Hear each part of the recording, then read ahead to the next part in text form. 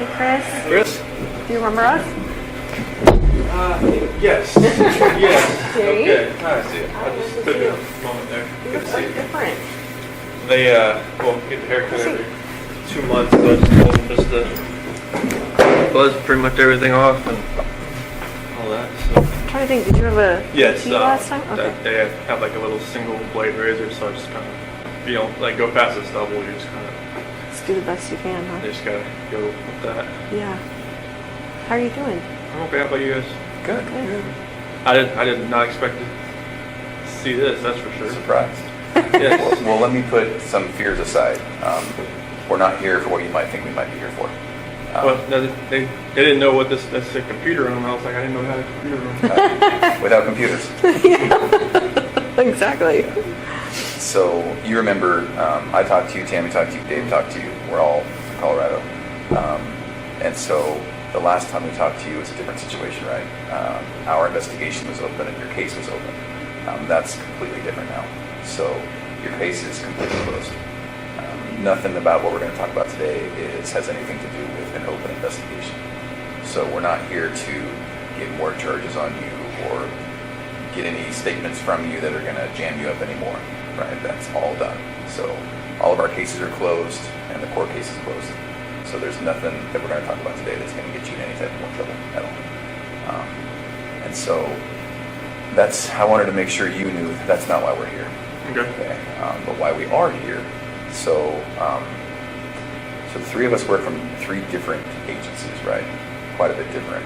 CBI, FBI, and Frederick PD. Different goals. And the things that happened with you kind of all brought us together.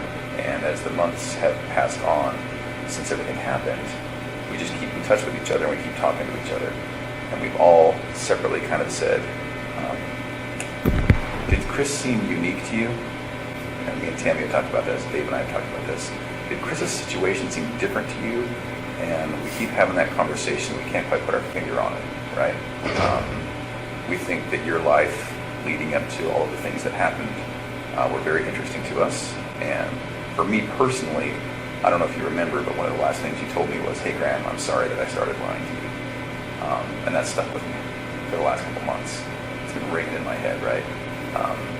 I've never ever worked a case like this where someone told me that ever, and so as I walked away, I thought, Chris is different. Chris is a little bit unique in that regard. So in talking with Tammy and talking with Dave, I said, what did you feel like when it all went down? When we were there, we were talking to you guys, and we all kind of, in our own different way and in our own different wording, said it all happened a bit too quick for us, right? So when we saw you last, we were talking about your family, about your parents, about everyone. And then the next thing you know, for me and Tammy and for Dave, all of a sudden some patrol officers came in and arrested you. And that was far quicker than we had hoped it would happen. And you understand why that happened, and we understand why that happened. But it left us with 1,000 questions that we didn't get to ask.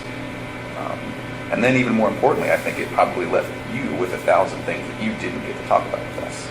I don't know if you feel that way or not, but and so that's why we're here today. We wanted to kind of talk to you a little bit more about everything.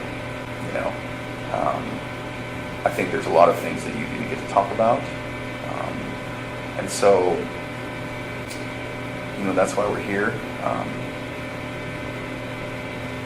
And it sticks with me that to this day, there's not one person that's told me, I saw it coming. I knew Chris was like that. I knew it. Not one person. So it's interesting to me, right? Not one. So we want to talk a little bit about that.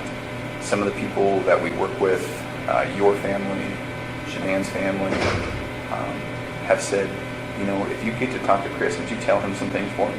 So we have that to talk about today, and it's good. I think you'll like it. I think it will give you some closure. And so really that's why we're here. Are you available to talk to us? Definitely. Okay. All right. So off the bat, if you have any questions, just tell us. Okay. If there's something that you don't want to talk about, that's okay. We might press you a little bit. Okay. We might say, well, do you mind if we just maybe then ask one question? If something makes you uncomfortable, just tell us. If we need to take any bathroom breaks, we can take bathroom breaks. for anything like that. And we'll take bathroom breaks and water breaks ourselves too. So then, is there anything about your schedule today that makes it that you can't talk to us? No, there was like a pass for this and the AM and the PM. Okay. Yeah, they reserved the room the whole day, Oh, just in okay. case. That's just what they do. Okay, I didn't Yeah. know if that was like two separate things or something. I think you have to go back for lunch to get counted for or something. Oh. Accounted for. Yeah, I think 11:30. lunch is like 11, but they're counting for like 12:15. So So in general, how is it here? it's a lot different in Colorado. Is it? It's Good or bad? It's better, I think, because I mean, it's here. I'm actually around other people. I mean, in Colorado, it was just like I was segregated, and it was like pounding on the walls all night, screaming, and just telling me From other people? Oh, Really? they're just telling me like how I should kill myself and like what they're gonna do to me and just like all that kind of stuff. So Oh. it was today. This is a lot different because I mean, people here don't seem to. It's not like they don't care, but it's just kind of like they don't like judge you as soon as you walk in. Colorado was like they knew why I was there and that was it. They were just like if they had 1 second alone with me, it would have been Really? they would Gee, man. Must be out then. out of like what kind of jail. I don't know what it was like in DOC there, but like, they had to lock down the jail for me to walk down the hallway. Wow. It will? Mm-hmm. So they had to make sure you were completely separated from anyone else. Jeez. Wow. Like I didn't see anybody else there. Like I was in the cell next to somebody, but like I never saw them. You just hear them. How did they know who you were? I don't know. I just they make phone calls in there too. Oh, okay. And they got the newspaper in there before I got in there. So Yeah. How was, have you been able to talk with family oh, members? yeah, definitely. Yeah. Like Yeah. we get from 6 p.m. to 7:30. That's our on my unit's timeout. So we get used to going at that point in time. Really? Mm-hmm. And do they charge you for it, or? Oh, it's just like it's like Securus or something. Mhm. Okay. And how do you make money to pay for that? They put money on the phone. Oh. So if I call, like if I was like to dial somebody's number, they have to have like a phone account set up. Oh, Otherwise, I it's gotcha. just restricted. And then so who you call pays for it? Yes. Oh, okay. Have you been able to talk like family members and parents and all Yeah, that? my mom and dad, my sister. Okay. Good. Is that a good thing? That's a good thing. Good, man. Yeah, if they don't hear from me, they're like, "Oh, what's wrong? What's going Oh, on?" good. Yeah. And how was it with them? And so far, so good. Yeah. Yeah. It was hard to hear your parents at sentencing. Mhm. Yeah. I didn't know if what they were gonna say. Mhm. So Yeah. And so, yeah, I really appreciated what they said. I don't know about you. I definitely it was. I didn't expect them to be there. I knew they were there on the 6th, November 6th, but I didn't expect them to fly back, and they Oh. wanted to fly back for that. So. Yeah. And then what your mom said. Mhm. Definitely. Okay. Good. Well, so we have 1,000 questions. I'm sure you do too. Do you care if we start, or do you have any questions for us? Go ahead. We'll start. All right. So one of the things that we're battling with is, and I won't make any assumptions today. So, are you aware that this was a national story? After a little while, it was. I didn't talk to my parents while I was in Colorado Okay. because I mean my attorney team told me, all right, no phone calls, no letters, no nothing. Okay. So like I made one phone call when I was in the segregation area there, but my dad thought it was like somebody like a news. Oh. Somebody trying to call. Oh. 'cause So it he was didn't Colorado answer? number. Yeah, so he didn't answer. But other than that, Okay. I didn't talk to anybody. But from what some of the deputies were saying, that or my attorney team coming in and said, this is like they've got people from Australia, England, and all kinds of people trying to figure out what's going on. So. Did they send you any of the letters, like fan mail or anything? Well. I got letters, but I couldn't keep them Okay. with me, so like I could read them like on my hour out. But it's like I got a bunch of just letters that had no return address and stuff that was just not very good letters. Yeah. So Okay. They came from a weird perspective, didn't they? From what we had heard. definitely there was one person I guess from Broomfield that was like writing like 4 times a week trying to come visit me, and then there was just a lot of people like writing that was like bleed through markers saying like you're a monster, or all kinds of crazy Okay. stuff. All right. Well, I don't we're going to talk about some hard issues today, but I don't intend to take you to a dark place today. Okay. I hope that when we're done, you'll feel better. I hope it'll be therapeutic. We're going to talk about, obviously, what happened with your family, and so that's going to be hard to talk about.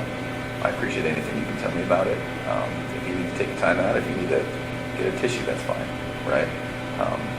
I think it'll be very good for you. It'll be good for us.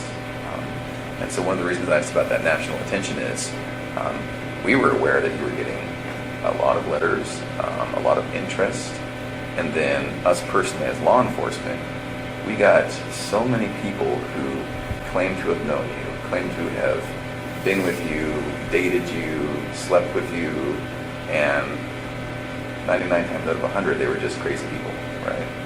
And so maybe that's a good place to start. Had you heard about any of that? John, well, she told me about some dude from Wyoming. Yeah. Trent? Yeah, Trent. that guy. That blew my mind. I was like, who the hell is this guy? And who told you about that? Attorney John Walsh. Oh, okay. Yeah. Do you mind if we talk about him? Yes. Graham and I interviewed him.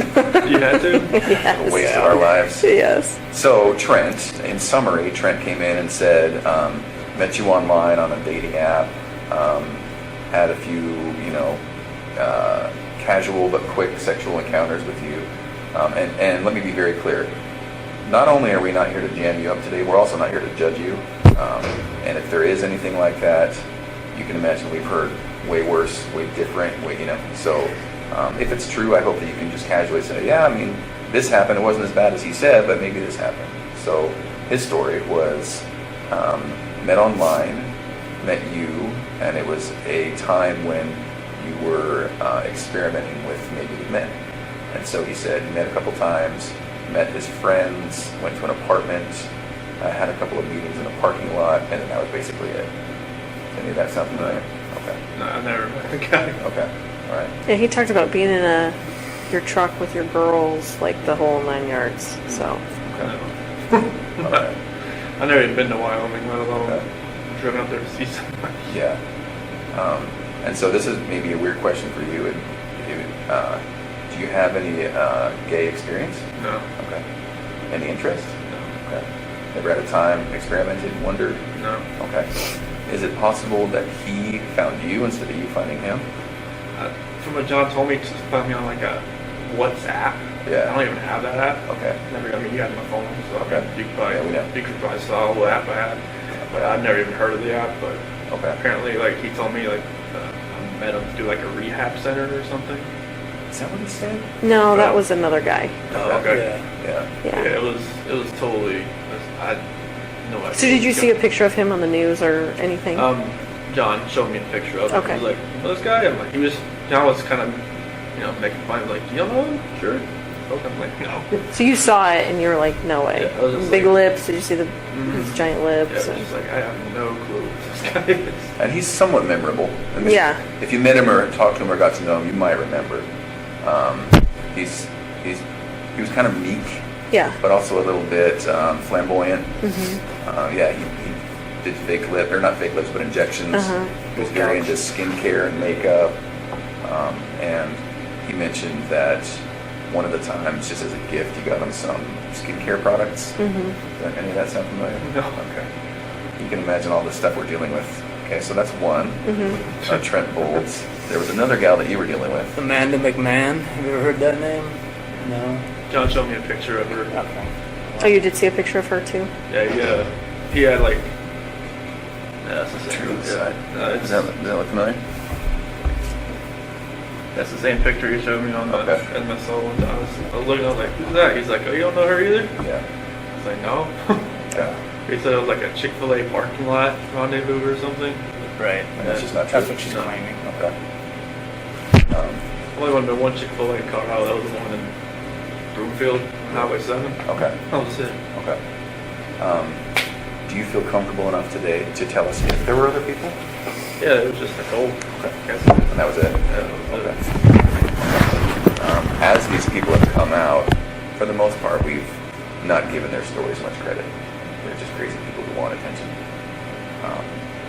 And so, but when that does happen, it does make us think, there may have been others. And so Nicole was the only one? That was the only one. Was there ever like a one-night stand with someone else just out of the blue and one and done? No. Okay. All right. Do you mind if we talk a little bit more about Nicole? Okay, so walk me through it, because that was one of the things we never really got to ask you about. Right, we didn't We just talk kind of about skipped on and talked about where the girls were, but so what happened there? So it was probably around June 1st or something. That's when I first met her. And it was just like a work conversation. She messed with the gas meters that, we were out in the field. And I was messing up, and then, I took it to her like, hey, what's going on with this? Like, how do I fix it? And, after that, we just ran into each other a few times in the office, and I think it was probably the fourth time meeting. She had asked me, because like when we were talking back and forth, I would say, like we moved here from Colorado or from North Carolina and stuff like that, and then she's like, "What's all this weed stuff?" I'm like, I took out my phone and showed her a picture, like my girl's on the phone. It's like, "Oh, okay." She's like, "So," I'm like, "Yeah." Like, I didn't wear a ring at work because like I sent off so I get refitted after I lost all that weight. So, but You lost so much weight that your fingers lost weight? yeah, it was literally like I was out in the snow one time. I went like that, and my ring went off on the rocks. So I was like, I was panicking, trying to find out, like, I can't wear this anymore. But so after that, she left me alone for a couple days, and she texted me outside in the field. And then after that, we just kept texting back and forth, and it was just, just like she used to work in a little rig out in North Dakota, I think. And we just kind of trading the stories back and forth about what we did and everything. And then one day, it just kind of went to a different level, and then I never thought I would ever go to that level, but she was talking about meeting up after we got back from San Diego. We were in San Diego from the 22nd to the 26th of June, and we met up after we got back, and How did you guys meet up? at a park in Thornton, Thornton somewhere, and after that, we just kept seeing each other pretty much the whole month of July. So let me ask you this. You can tell me if I'm wrong. You strike me as somewhat of a shy person. So when you guys were meeting, was it just kind of very initiatory, like flirting at first? Okay. From both sides? Yeah. Okay. It was just kind of like feeling each other out. It's kind of like, Yeah. And so texts, any calls? more near the end of June, Okay. And what makes you remember that it's June that it happened? because we called each other before I left to go to San Diego. Oh, okay. All right. At first, did you think something might happen? I just thought it was just flirting. I didn't think it was actually like something that would actually happen. Yeah. Well, it's totally natural, right? I mean, everyone kind of flirts at work, right? Because the relationship between men and women is different. So if you're working with a girl at work, it's just kind of natural to flirt. I get it. I wish I was out in the field more instead of in the office. It was demo, but Yeah. I can kind of see it in your eyes. That's kind of where the path started, isn't it? yeah. I mean, if I was like, because when I went from like a rover to a field coordinator, like I would spend more time in the morning time in the office trying to get everything like situated where we're going to go and everything like that. And, if I was a rover, I'd be more out in the field and instead of like coming to the office like for no more than an hour. Right. It just gave me more time to run into her, pretty much. Yeah. Okay. What did she know about you? Did she know you were married at first? She did once I showed her the pictures on the phone. Yeah. On the, like the home screen picture and everything. So was your wife in that picture, or was it just your girls? It was just my girls right there, but my wife was the lock screen. Oh. So she knew I was married with my kids. Okay. Are you aware that she said she didn't know you were married? That's What did you think about that? I figured it was like just trying to save face, trying to just trying to. And something my sister said, it was like just trying to keep things together. Yeah. Just trying. She phrased it a different way, but just kind of like just like ground control, just trying to control everything that's going on around her. Because I'm sure she got bombarded by all kinds of different sides from the media and everything. So. And Have you talked to her at all? No. I'm hoping she hasn't written me in a different alias or something. No, I'm not talking to her that way. Oh. And are you not allowed to talk to her? I would hope not. Okay. No one told you that then? No, I mean, I would expect like, I thought like in Colorado it said like on a DOC list of if you're on like a victim list you can't call anybody. Oh, right. But here I'm not sure if that's the same. But I just talked to my sister, my parents, some friends of my parents. Okay. Do you wish you could talk to her? Maybe once just to Get some closure? say like, hey, you know, just once. Yeah. Just to say, hey, like, I'm sorry this all happened. I'm sorry. I'm not sure, like, what happened, like, afterwards, like, what you went through. Like, if you had, like, counseling, if you're, like, you know, different state, if you had to leave everything behind. I just wanted to let you know I'm sorry, and that's not something I ever saw in my life happening or happening to somebody else either.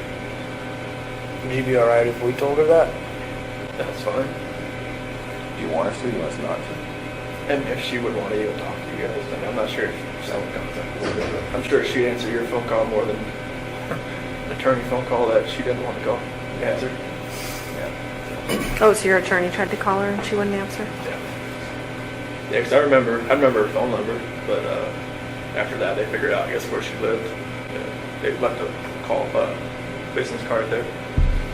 And she just, pretty much after like the 5th attempt, she said, stop coming around. Oh, Yeah. I'm sure she's getting bombarded like everyone else, so. And hopefully it's calmed down since, but I'm sure, like, I just hope she can, like, I'm not, there's, like, normalcy for her, not since she's on the outside, but I'm hoping it can get that way at some point. I'm not sure if she had to leave Colorado or not, but I'm sure, like, that would have been hard if she did. I know that darker was her dream job, so that's one thing I always, like, asked my attorneys is, like, did she have to leave? Like, did she have to do anything at work? Because that was one thing, so she always told me that was her dream job, so. Oh, really? Yeah. What does she mean? Like an oil company in the darko is like, you know, I mean, unless you're working for like BP or like ConocoPhillips or something. Oh, I see what you're saying. And the darko is like, you know, Those like big leagues. yeah. Can I ask kind of a tough question? Did you love her? I felt like it was true. Yeah. I think so too. I think it was the same from her. Yeah.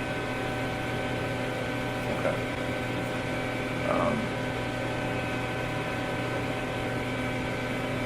Tell us about the time you spent with her. Well, I mean, it felt like it was, you know, I think like when you say like I was more like a shy guy, it's kind of like I've never like been perceived by anybody before. It's kind of like I was the one, you know, trying to pursue. Because like when me and Shanann met, it was like, you know, she was always like pushing me away, kind of like, you know. She was sick for a while, right? Oh yeah, she had just got diagnosed with lupus, and she was on like a bunch of different medications and stuff. And it was like, I guess I wasn't her type. And you weren't her type? I wasn't her type. Okay. Like she told me like when she first, because we had met. She told you that? Yeah. You're not I remember you telling me that. Yeah, it was like, you know, when we first met, like it was at a movie theater, and my cousin's ex-wife set us up. You were dressed like shit, weren't you? I didn't. I think that's what you told me. Yeah, I didn't know like that. Didn't quite have any games? So she was fancy and he was in like shorts and tennis shoes or something, right? Shoes and, like, I should have known the doorman, you know, was in a suit. And I was just like, this isn't good. And like Was when it at the theater? It was a fancy theater, right? it was Kinda? in Charlotte. It was called the Epicenter, and apparently they give you like champagne and all kinds of stuff. Oh, this is a fancy date night theater. Yeah. Yeah. I think he Movie came. theater. I think he came like he was going to a Like I was Cinemax, like like Like, like I was going to a bonfire like or AMC. something. Like a play theater? No, it was like you like we Movie just watched theater? the normal movie, but like you can like drink champagne and like Yeah. have like, you know, a Jack and Coke inside the theater and just Yeah. sit there and just whatever. But like yeah, when she first saw me, she was like, I should probably just turn and talk to the bartender a little more. And like, no, I'm not here to meet. But yeah, like I was like persistent trying to pursue something. I liked her, and even on our first date, like I couldn't even eat anything really. I was just like, you know, You're so nervous. yeah, Really? yeah. She was just like, you know, chowing down, and she was like, you eat like a bird. I'm like, oh, that's funny.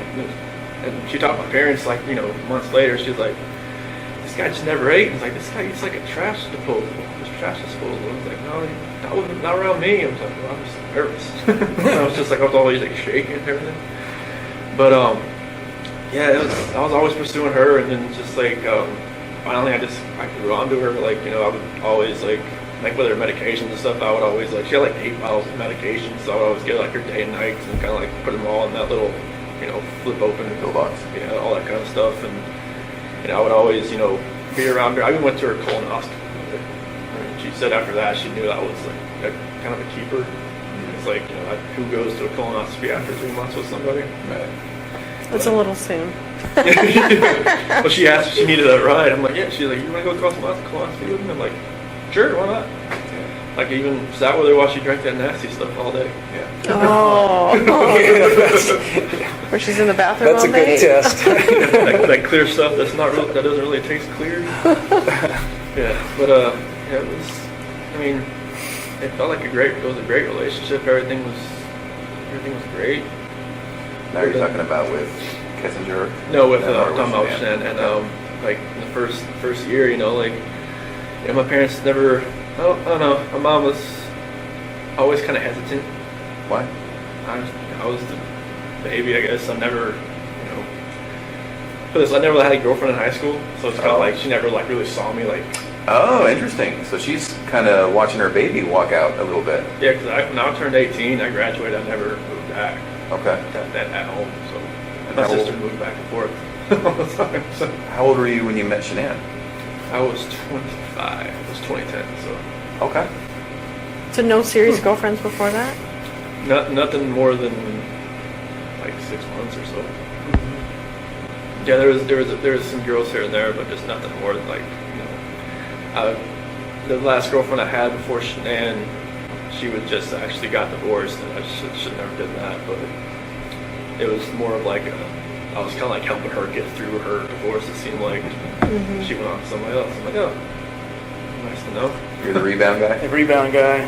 Pretty much. But, you know, that's how it goes. Would you say that in your relationships with women, it seems to me, and you tell me if I'm wrong, it seems to me like you're attracted to maybe a more dominant personality? It seemed like it, because I'm more of the just reserved. I mean, I just kind of like go with the flow type. Yeah. But then like, Shanann usually made all the decisions, it seemed like, so. I get that, I'm the same. Yeah. I don't know what it is. Yeah. I don't think that's right with you, but. So then, and I know it's hard to keep bouncing back and forth, but, and one of the reasons we're here is we just keep telling ourselves, Chris just does not fit the mold. Chris does not. No. Like it just blows us away what happened, right? And so we will do a little bit of bouncing back and forth, and that's really just to get to know you a little bit better. Because we never really got that chance, did we? We were Met talking you twice. Yeah. Met you once. Yeah. Probably like 3, well, you remember 3 or 4 times probably. So then do you call her Nikki or Nicole? I would call her Nikki. Okay. I know there's so many Nikkis and Nicoles in this. Right, there is. I got confused. So we'll call her Nikki. Okay. So then with Nikki, was it different? It just seemed like I was more in control, it seemed like, and that never happened. Like, she'd actually like asked me like my opinion on a lot of things, and just like what I wanted to do, and just kind of like, okay. It was new, wasn't it? Very new. Oh, that's fascinating to me. And so did it feel more like an equal partnership, or? It seemed like it. Yeah. Okay. So then, when it was date night, would you guys talk about it? Would you ask to go somewhere, or would she say, I want to go somewhere? Was it too fast? You know, the first time we went out, it was to a movie over at the Orchard, off the 144th over there, and you know, I asked her like, "Hey, you want to go see this movie?" And like, she's like, "Yeah." I'm like, "Okay, cool." And we got there, it was sold out, and you know, normally you probably just have, you know, just wait 2 hours, like, not just go home, but now she just wanted to walk around and just talk. I'm like, okay. Oh wow. So that was different, and you know, I think she wanted to go to the car museum, Shelby Museum in Boulder. I've never been there, and I was That's right up your alley. oh yeah, I was just like, that was awesome, just to walk around cars for like an hour or so, and then you know, drag race in Vandermeer. Okay. And I haven't been to a drag race since 2008. And that was in Charlotte. Okay. It was like they have a full-lane drag strip over there. And it's like the NHRA, the Top Fuel, and fun car stuff like me and my dad used to grow up and just go there like all the time. And then like we went to camping in Sand Dunes National Park, and I'd never been camping. I always wanted to do it. Thought it was, she'd done it like countless times. Oh, really? So, Okay. She's outdoorsy? yes. Okay. Yeah, she's, I guess every time like she needed to clear her head, she'd just go by herself, just go somewhere. Oh. Yeah. But she's a completely new type of person and relationship. Yeah. Okay. All right.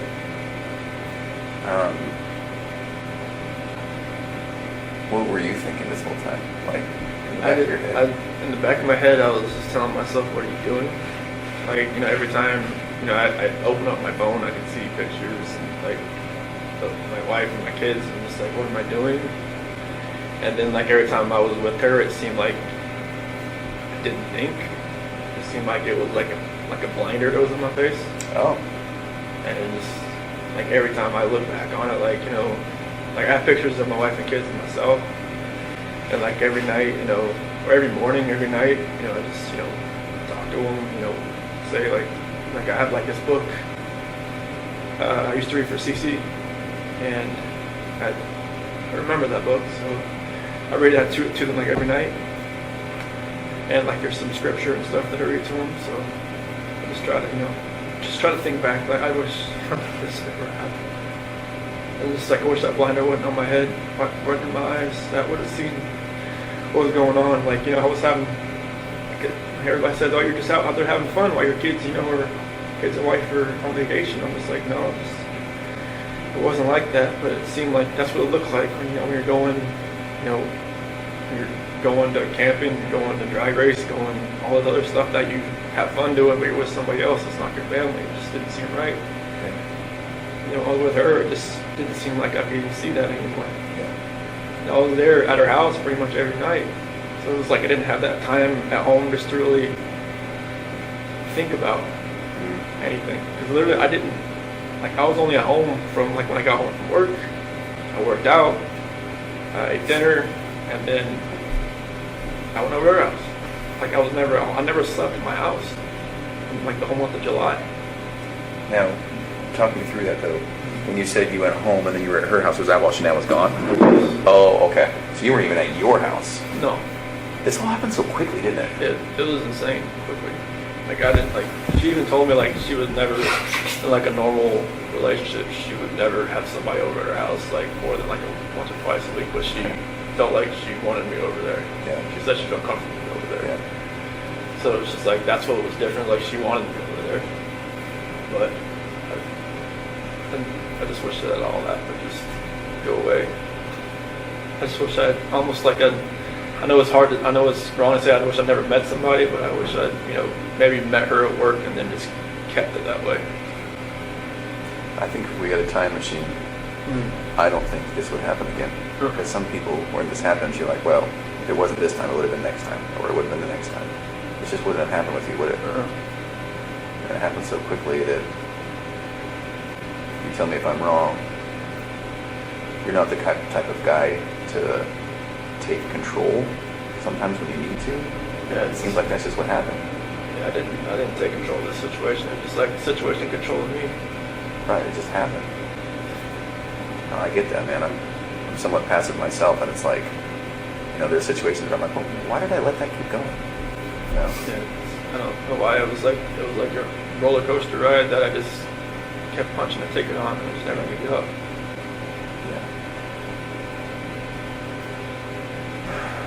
Can we talk about the hardest subject? So when we were talking, the last time we talked, the last thing we talked about was where the girls were, but we never really got to talk about that night. So what happened? So nothing really happened that night. It was in the morning. Okay. It was, me and Shanann, she got home like at 2 o'clock. And, I felt her get into bed. and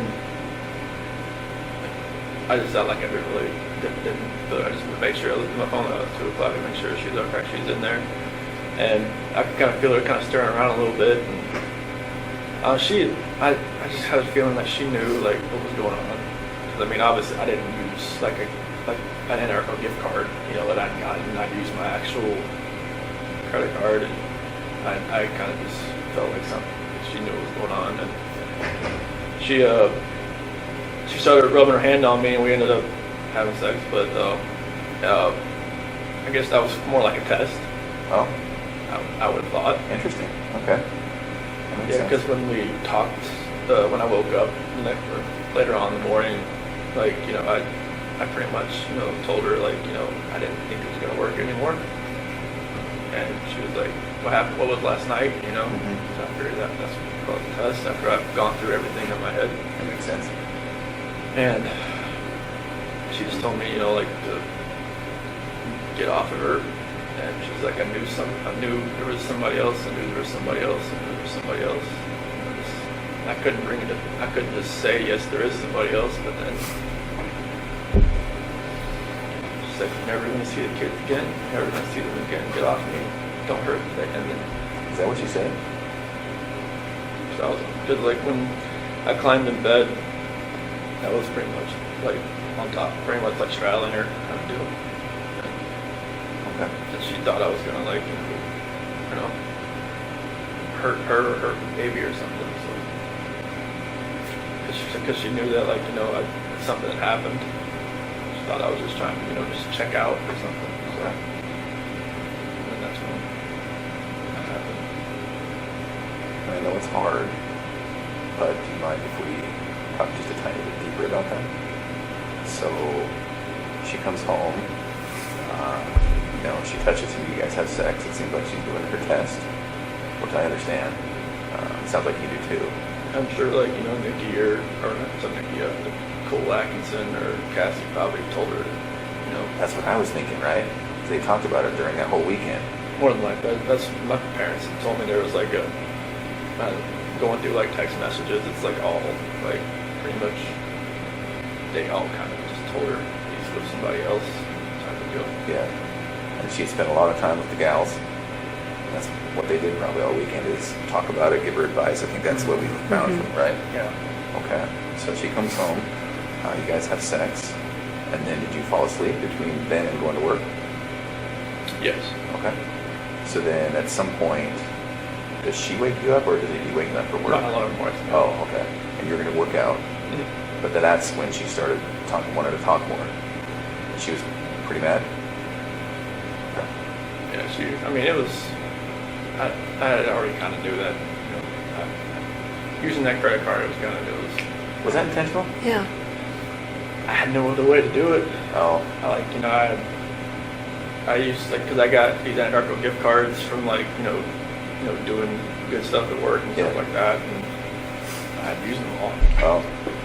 Was part of you just like, screw it, whatever, I don't care. I'm using this card. Part of me just wants to say, Nikki, can you pay for this? But I don't know. Yeah. Even, I think, from what my attorney said, she even noticed I used a different card, like a blue card. Oh. Maybe she thought, you know, like I felt comfortable enough just using a normal bank account or something, but, you know, I told her I was going to Rocky, and I told you I was going to Rocky. Yeah. And it was just like, you know, it felt like, you know, like looking back at everything, like just like reading the scripture more and more now, I can see, like, you know, God gave me opportunities to get out. Like even my friend Jeremy Lindstrom, he even invited me because like it was his daughter that came and watched the kids on that Saturday night.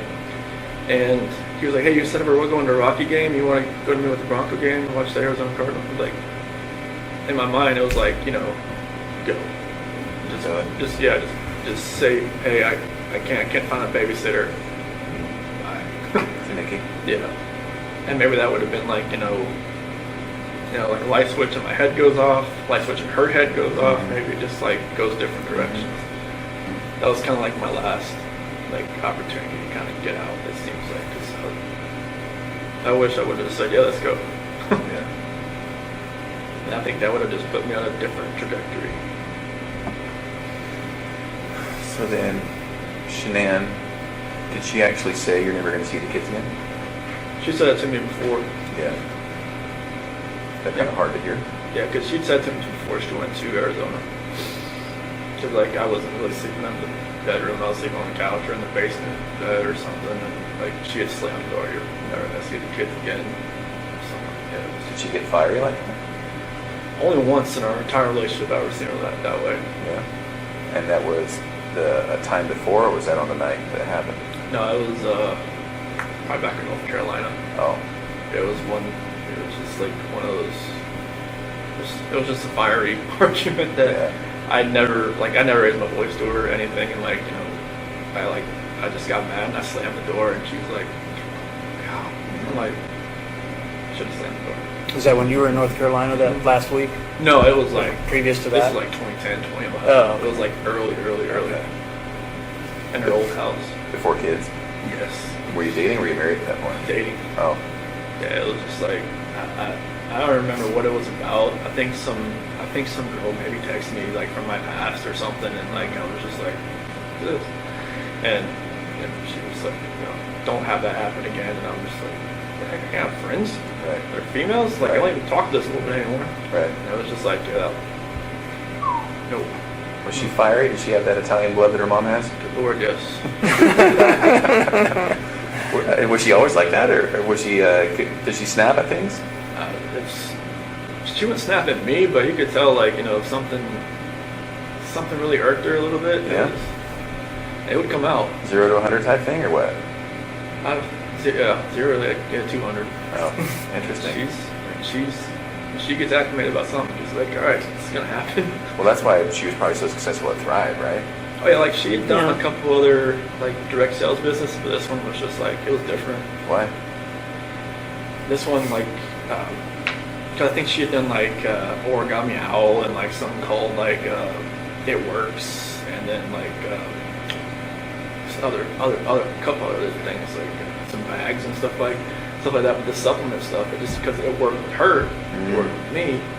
She's like, okay, I can kind of like use this as like, all right, this is what it's doing for us. Yeah. And then like after a little while, like she could see how like people are above her, how it was helping them, and then it was just like trickle down effect. And it was like a good system about like, you know, commission wise and everything was just, she could use all the business IQ she has from running those cell phone shops and from the Dirty South custom shops and all that. I mean, she's business minded. Yeah. She knows how to do an accounting book like the back of her hand.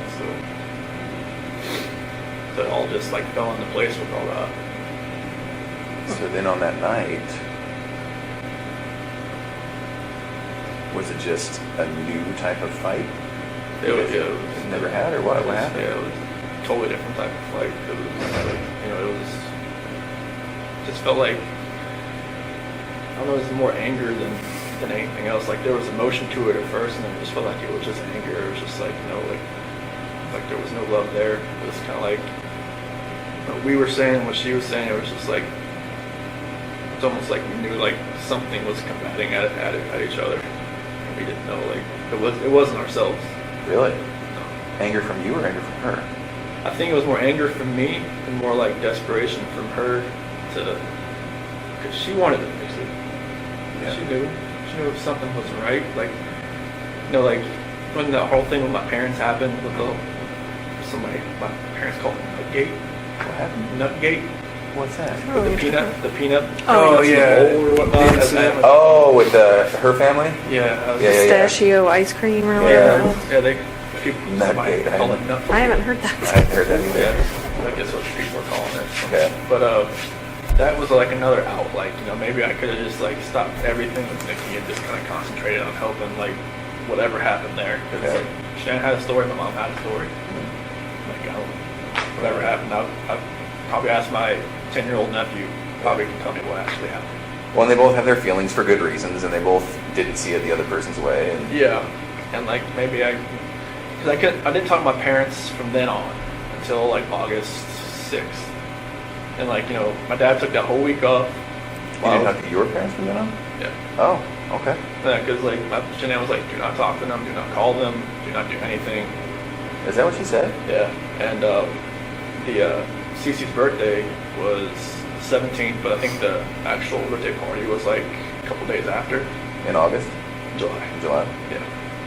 And like my mom or my dad was gonna go, but then there was like a post on Facebook about allergies and stuff like that Shanann had made, and my dad was like, no, I just can't do it anymore. Just like because He perceived that as her taking a shot type thing? yeah. Okay. Yeah. Like she always says she never put those posts directed at anybody, but she had a method. If you read them, you know who she's Yeah. talking about. She had a method to the madness, and you can see it. Mm-hmm. But I wish I could have just took more time just to fix that. Because I wanted my parents to be involved. Like since like the whole wedding thing, and then up to that, it was like my mom and my sister were always like combating with Shanann combating with them. My dad was always cool. Like he's just like me. He's just like go with the flow. Like I just want everybody to get along type deal. Chicks, I man. loved your dad. Ronnie's the best. Isn't he? I So- loved your dad. I'm sorry, keep going. That's cool. I just wish I could have just when we were at the beach in August. Like my dad was supposed to let's take the whole week off just so we could see the kids and see me and like grab a cookout at my sister's house or something. And then but we just pretty much spent 5 days at the beach and Shanann had booked it so I mean I don't want to say like punishment for them not to see the kids, but like I wanted them to see it, see them. I wish I could have fixed all that.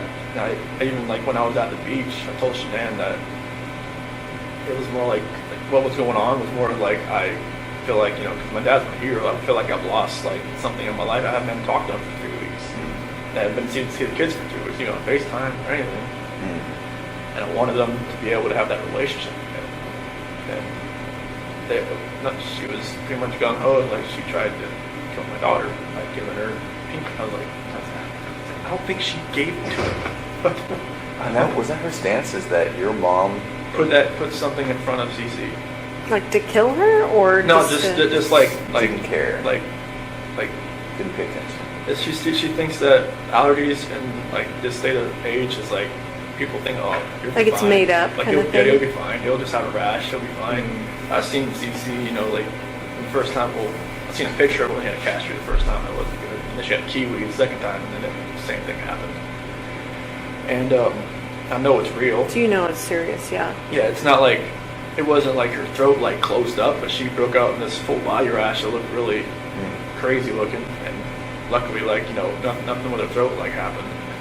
But So did that make you angry at your mom for doing that? yeah, I mean, I was just like, no, you just gotta. I told her you need to think. You need to pay attention. Just because another kid can have something doesn't mean another kid can have something. Because when we were at that birthday party at Jeremy's that Sunday, they had this cake there. Bella wanted it so bad. I'm like, can't give it to her because Cece can't have it. She was like, okay. And all the other kids were like, if they can't have the cake, I just kind of took them off and gave them some one of those frozen pops or something. But it's just she had to learn that just because one kid has something and there's another kid that can't have it for a legitimate reason, she couldn't have done it. But that's the kind of talk I had with her when Shanann called me. I think it was maybe middle of July or something when she told me all this had happened. That's when I called my mom and talked to them for a while, and then they're just they just couldn't deal with her anymore. Shanann just kind of it flipped out, and my nephew told Bella to go hide behind the curtain because I don't think your mom was going to let you come over here again or something like that. Oh. So it got heated. Oh, it was bad. Really? Yeah, it was like a last straw between them, I think. In the same room or over the phone? No, they were at They were really my mom's heated. house. Yeah, because Cece and Bella and my niece and nephew were there. Okay. How did Shanann find out about the ice cream thing? Because Shanann was there, and I guess they were all sitting one of those couches, kind of like a U, and my niece went into the kitchen, and she knew where the ice cream was. She'd been there. So it's not like your mom gave it to her? Like she got her own ice cream? Yeah, she went in the freezer, got it, went out, and stopped beside Cece, and started eating. But it's just a matter of Cece could go Right. like that. I don't know what would happen if she just got it on her hand, Right. but like I know on like the prick test, on the back, it's like a welt. So were they staying there at your parents' house during that time? 'Cause Yeah, it was. So they would go from from Sandy and Frank's house Yeah. for like a few days or 5 days, and then go to my mom and dad's house Okay. for a couple of days, and kind Okay. of bounce back and forth. Okay. So it happened during that time. Mhm. You were there, yeah. Okay. So there were so many things that happened, weren't there? They just were little tiny ingredients to this Yeah, recipe. Yeah, nothing like It's nuts, Chris. I mean, it's just so many things just didn't go your way. everything was like somebody was stirring a pot, and it was just Yeah, that's exactly what it was like. So then, I know I keep bringing it up. Can you walk me through just the last few minutes before Shanann died? It was pretty much just like I had gotten dressed for work, and then like we started talking. Did she come to you?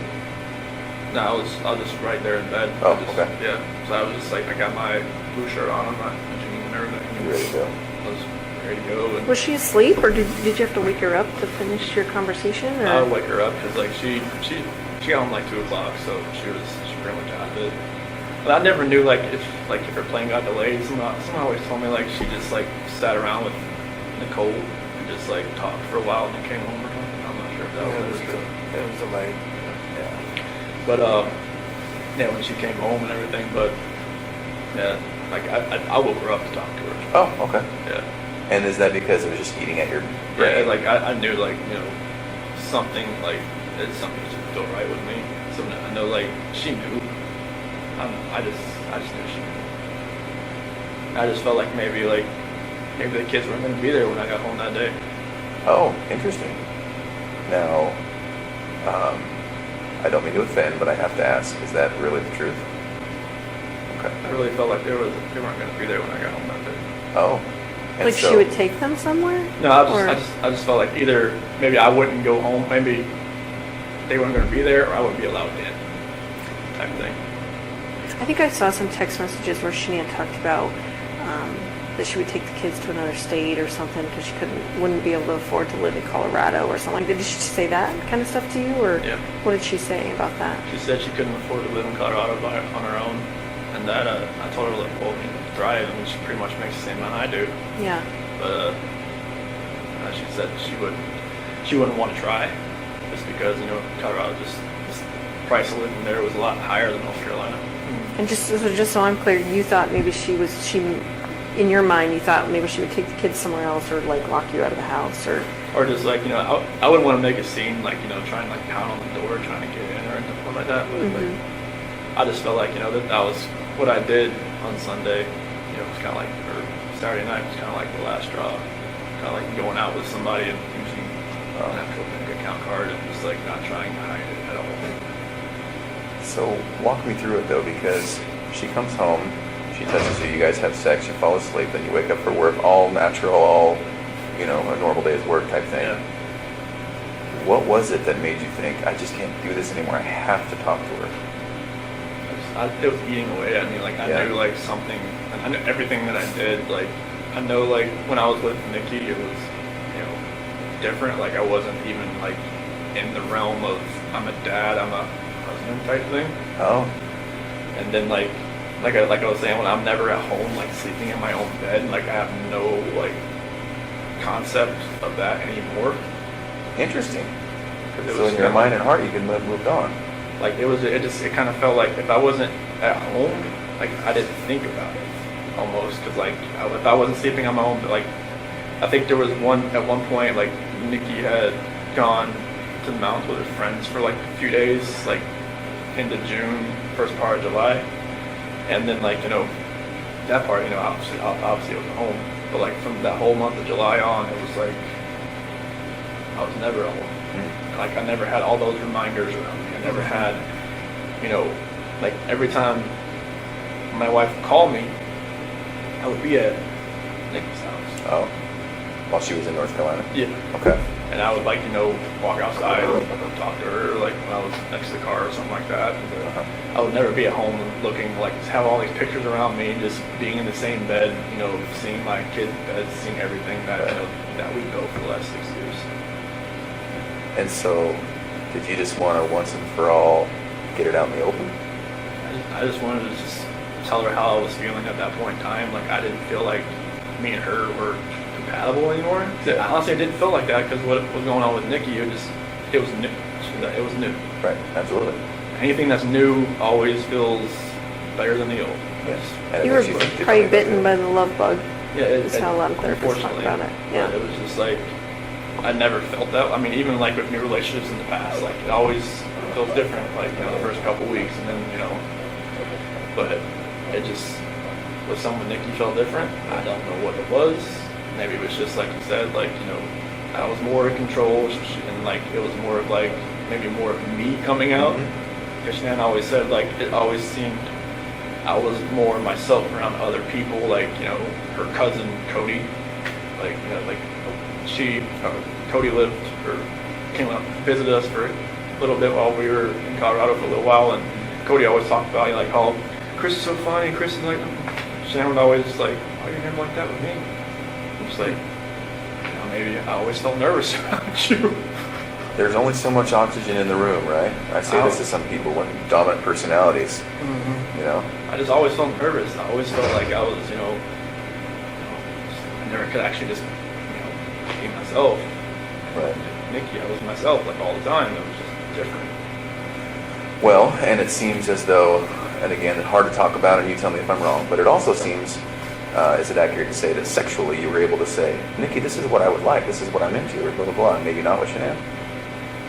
No, Nikki just wanted, she wanted what she wanted. She wanted to do it pretty much all the time. I was just like, okay, that's fine with me. Okay. With Shanann, it was just like, kind of like, hey. Sometimes it happened, sometimes it didn't. But that wasn't the case as far as that way. It wasn't just like sex or whatnot.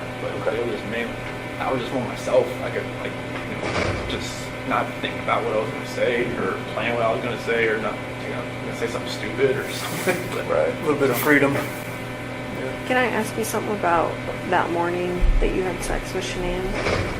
Did you feel at all like maybe you were kind of cheating on Nikki by doing that?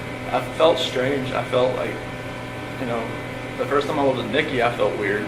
First time, like, Sure. And then the last time I was with Shanann, I felt totally strange. I was just like, I didn't know who I was. I didn't know who I had become. I felt like I had become people I see on TV, and that did not feel right with me. Like, I didn't know what had happened to me. So Nikki even asked me, like, have you done this before? Have you ever strayed away? I'm like, I've never even thought about it. It's like, what's different? It's like, I guess it's just you that's different, because I've just never actually, like, I've seen girls smile at me before, never done anything about it. With her, it was just like, it's like she had a leash on me and she tugged me away. As soon as she walked, I'm like, what the heck, what's going on? So, Well, and Tammy brings up a very good point. I wonder if that last time with Shanann having sex had somewhat of a role in you thinking, like a trigger? I gotta do something, I gotta say something, we gotta have a talk, something's gotta change. Is that accurate? Yeah, I felt like it was like maybe like a trigger point or something, like you hit the push button on a bomb and it just blows up. Right. Just something in my head was just like something, just something was urgent. Just like I had to say something. Okay. So then exactly what did you say and what happened? So when I woke her up and just like, hey, we just gotta talk. Okay. And just like I told her, I don't feel compatible. I don't feel like this is gonna work. I just, I don't wanna, like, can we cancel a trip to Aspen? Because she had booked a trip that week Oh. to go to some like mystery 4-star luxury hotel or something. Just the two of you or the whole family? Just me and her. Okay. And she had Amanda Thayer, couldn't watch the kids that weekend or something. Okay. And I was just like, can we cancel that? Can we like do something? Like, from what I remember, I even said, can we move to Brighton just to get away from like this house? Oh. But like, I'm not sure if that was like in the beginning or the end of part of the conversation or whatnot. That conversation went so many different ways. Like, they had gone from like staying together to not staying together to just like all of the above. Okay. So this is half an hour, what? Definitely not more than half an hour. I don't think. Okay. I don't think. Are you crying? Is she crying? It's back and forth. It's like, she's got, mascara. She didn't wash her face when she got home. She had makeup on still, so mascara is running all over her and stuff like that. And yeah, it was nothing about that conversation. I just wish I could take all of that. Just the whole Nikki thing back, everything. But So then when did it turn? as far as that conversation, just at the end when I was telling her, like, I told her I didn't love her anymore. That's when it happened. What happened? She told me to get off her, and then I put my hands on her. Okay. Did you say she said something like that you were hurting the baby or something? That was before that, because when I was straddling her, it was kind of like around her waist type deal. Why did you get on her like that? I just when we got on the bed, that's just when I got on. Is that so she would listen to you? I felt like she could probably listen to me just laying beside her, but I got on top of her. And every time I think about it, I'm just like, did I know I was going to do that before I got on top of her? I don't know. Really? That's an interesting thought, Chris. Mm-hmm. You don't know if you knew. Just like everything that happened that morning, I don't know, like I try to go back in my head, I'm just like, I didn't want to do this, but I did it. And everything just kind of like... Felt like you had to? It just felt like it was... I don't even want to say it felt like I had to. It just felt like there was already something in my mind that was implanted that I was going to do it, and I woke up that morning, it was going to happen, and I had no control of it. You never thought about it before? It was just like, I don't want... Like when... Like just like in the sentencing hearing, that prosecutor said it takes 2 to 4 minutes for something like that to happen. Like why couldn't I just let go? I didn't. Oh, that's interesting. Why couldn't I just let Was go? it feeling like it was in motion and you just couldn't stop it? Yeah, it was just like, I don't even want to know what she saw when she looked back at me, honestly. Did you look at her? What was she doing? She wasn't fighting. Why do you think she wasn't fighting? I don't know, maybe she was praying, maybe she was just... I read the Bible, it said, where the scripture says, don't forgive these people for they do not know what they do. Mm-hmm. Maybe she was saying that. I don't know what she was saying in her head, but she, like when you guys told me, like, take off your shirt and check for defensive wounds, and there wasn't going to be any. She didn't fight. I don't know why. Like she didn't grab, could she grab your arms, or were her arms pinned down, or? Not that I remember. I don't think so. I mean, I don't think like I moved to where my knees were around her arms or anything. But it was just kind of like when I got on top of her and we started talking, that was it. It's kind of like in my head, or like in the back of my head, that was going to happen, and just like at the end of the conversation, it was just like, that's what happened. I just wish I could have let go. Did it seem like it was that long, 2 to 4 minutes? How long did it seem for you? Almost kind of felt like it was longer almost, because it felt like time was standing still. It's kind of like I just saw my life just disappearing before my eyes, but I couldn't let go. It was like somebody else, like if you picture somebody else around you, holding your hands, holding you, keep you from not letting go.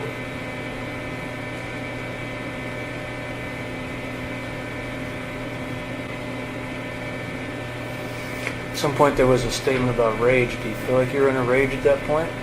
That's the only way I can describe it, honestly. Like a snap or something. I mean, I know. I guess my attorney had said like some, strangulation is more of like a, I don't know, passionate type thing. I'm just like, I don't know how that can be passionate. It's just intimate because you're right in there, Yeah. using your own hands. It's a lot different than someone standing across the room and you shooting them or something like that. So It just felt like somebody was like behind me, just I just couldn't let go. It's interesting to me because there was a lot of things in your life that were like that, right? Where you're just like, maybe felt out of control, or maybe felt like, I don't know why I couldn't take a step back, or, you know, like even when you said, when your buddy was like, let's go to the football game, you wanted to say yes, you just couldn't. Yeah, I wanted to. Like, I haven't been to a football game since North Carolina, so I was just like, yeah, sure. Like, I wanted to say that. Yeah. I wanted to just text him, hey, you know, babysitter fell through, can't. Let's go. So, then what? Just,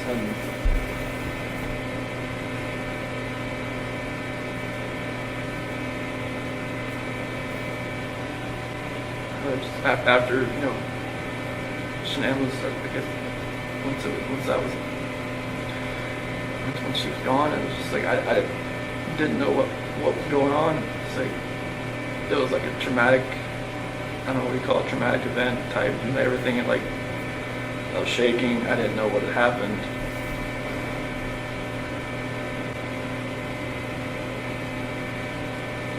I didn't know what to do. I didn't know what I had done. I still wasn't in that right state of mind. I don't think like I was in control of what I could think or what I could do at that point in time. Like most people say, like, why don't you just call 911? When I was like, unless you're in that situation, you don't know. You don't know what you would have done. It's easy to play Monday morning quarterback. I agree with that. Like you said, if somebody shoots somebody, you don't know what was going through their mind at that point in time. You don't know what you'd have done. So what happened next? Bella came in the room. Is that what happened? Bella came in. What she said? What's wrong? Did she hear something? Is that what she came? Obviously, I think. Okay. What'd you tell me? Mommy don't feel good. And then, did that happen with Bella right in that room? Not in front of her. What happened? She walked in as, she's docking up. She was sleeping. Did you take her back to her room? Put Shanann in that sheet and found the site. Okay. Then what? Carried her downstairs and backed my truck up. At that point, were the girls still there? Okay. So then Shanann's in the truck. Then you went back to the house. We got everybody back in the truck. Was Bella first or was Cece first? In the truck? Yeah, I'm sorry. So Shanann was first. And then Bella was next. Was Bella alive when you guys got in the truck? Oh, okay. What happened? I woke back up. Okay.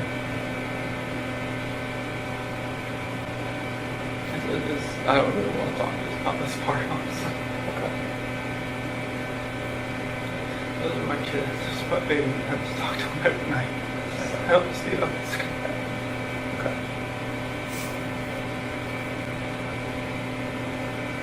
Every time I see pictures of them, I don't know how this could have happened. Being a dad was the best part of my life. I took it all away. I think that's the hardest part for us, Chris, is we see those videos, we see that love that you had for your girls. Like, it's obvious to us, and even to us, it's hard for us to understand how a dad who's given piggyback rides and, making snacks and watching princess movies and those kinds of things, how you get to that point, I don't know. Like I said, it was just like something else was controlling me that day. I had no control over what I was like to fight back. Yeah. Like when that prosecutor said that Bella bit her tongue, like repeatedly, I just wanted to just bang my head up against the wall. So you put Shanann in the truck, and then you put the two girls in the truck? Were they just sitting in their car seats, or I guess they didn't probably have car seats in your truck, did they? No, they was sitting in the back with the, like in that bench seat. So Shanann was back there too? She was on the floor. What did they say about Shanann being on the floor? Mommy, okay? What'd you tell them? She'll be fine.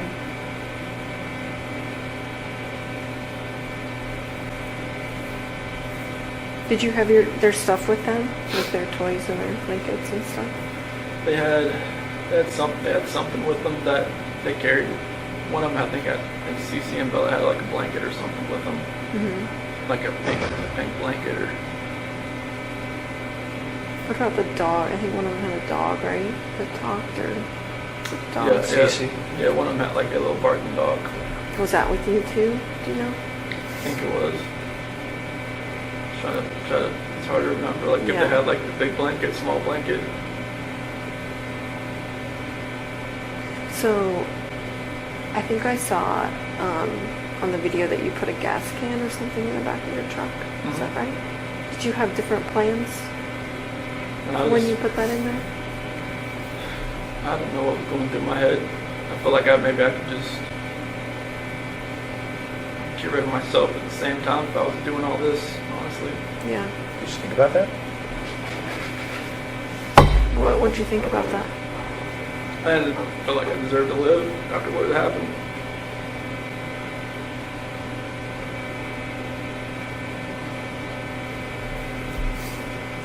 Was there any thought to the whole family going away that day, to include you? After everything happened, that's the definite thought. Yeah. See, it's interesting to me. We had all kind of wondered if there was a point when you were all together and if you were all going to pass together. That to me makes sense because that's, even though it sounds crazy, that's what a family man does, right? Family man doesn't do what he did. No, I know. I guess what I mean is, it seems like you guys were going to be together forever in that way. Is that maybe what was going through your head?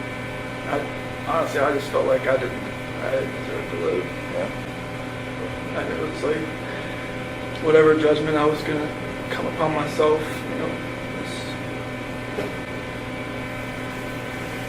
I just didn't deserve to be on this earth anymore. What happened? Okay. So what made you not do that? Do you think?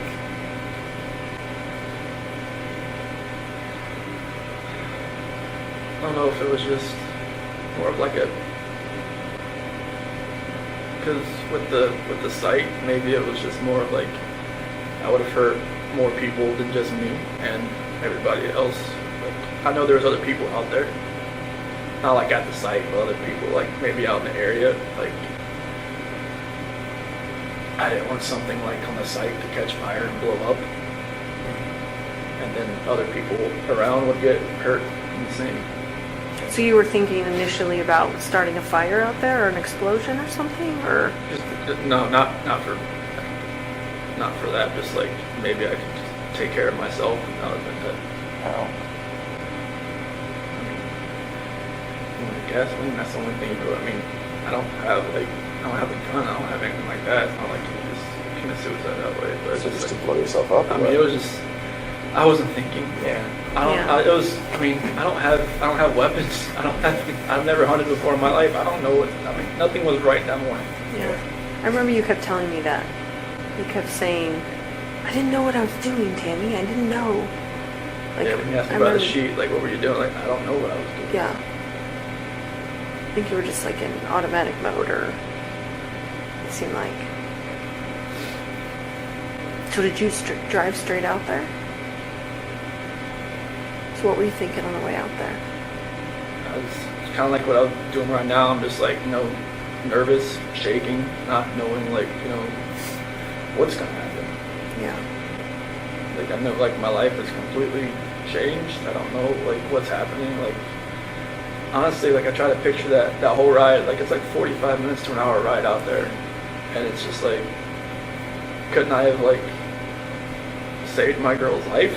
Couldn't I have done something? Why did I do it? I don't know. Right. Like, this is my flesh and blood. This is like what I wanted all my life, was to be a dad, just to have, kids, and they love me, all that, and it just nothing made sense. Right. Like the oil tank, nothing made sense. I'm just like, what the doing? So what happened when you got out there? I took Shanann out just to a place off to the site,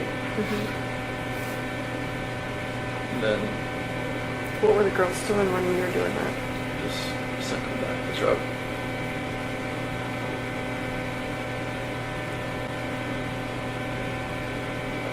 And then what happened after that?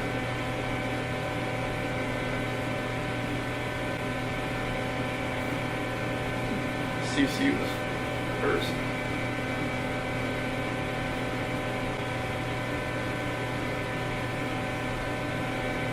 She did have a blanket. She had a blue blanket. A Yankee blanket.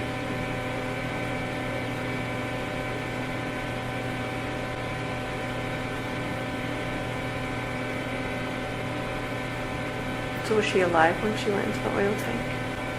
No? I put the blanket over her head. And that's how she passed. Couldn't breathe. I put the blanket over her head. I didn't want to. No.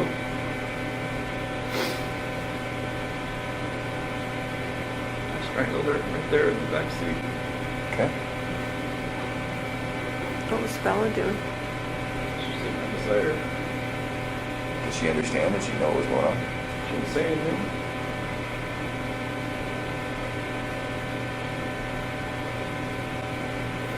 And then the same for Bella? Just without a blanket? With the blanket. Oh, okay. I didn't look. It's like every time I closed my eyes, I just hear her saying, "Daddy, no," and that was it. That's what Bella said. I hear that every day.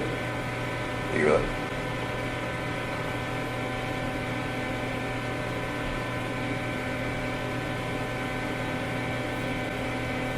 I'm sorry, man. Sorry doesn't really take anything back that I did. I know. Is it possible that in your mind you didn't want them to suffer throughout their life? Was this like a mercy thing? I mean, you can say that like after the fact, but it was just like, I don't. You didn't feel like that during it? I just didn't. I felt like it was just like an anger with Shanann, with everything, that I was just taking it out on everybody that was in front of me that morning. Yeah.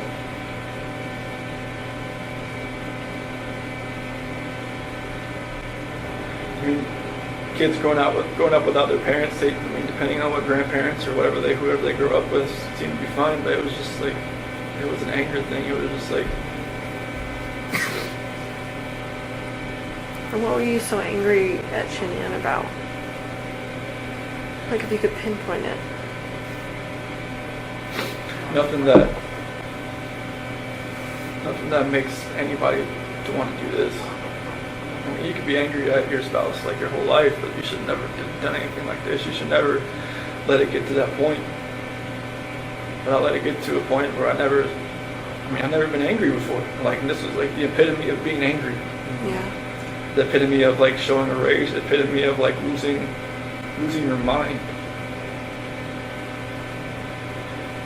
I mean, even like some people in here said, "Dude, like, the heck happened? He must have freaking snapped." And like, I just walk away. I'm just like, I don't see it in my mind how it could have, like, I look outside every day. I'm like, what could we be doing right now? But, right now I'd have a 5-year-old, a 3-year-old, and more than likely a 1-month-old son. And a beautiful wife. And just like, right now it's just me.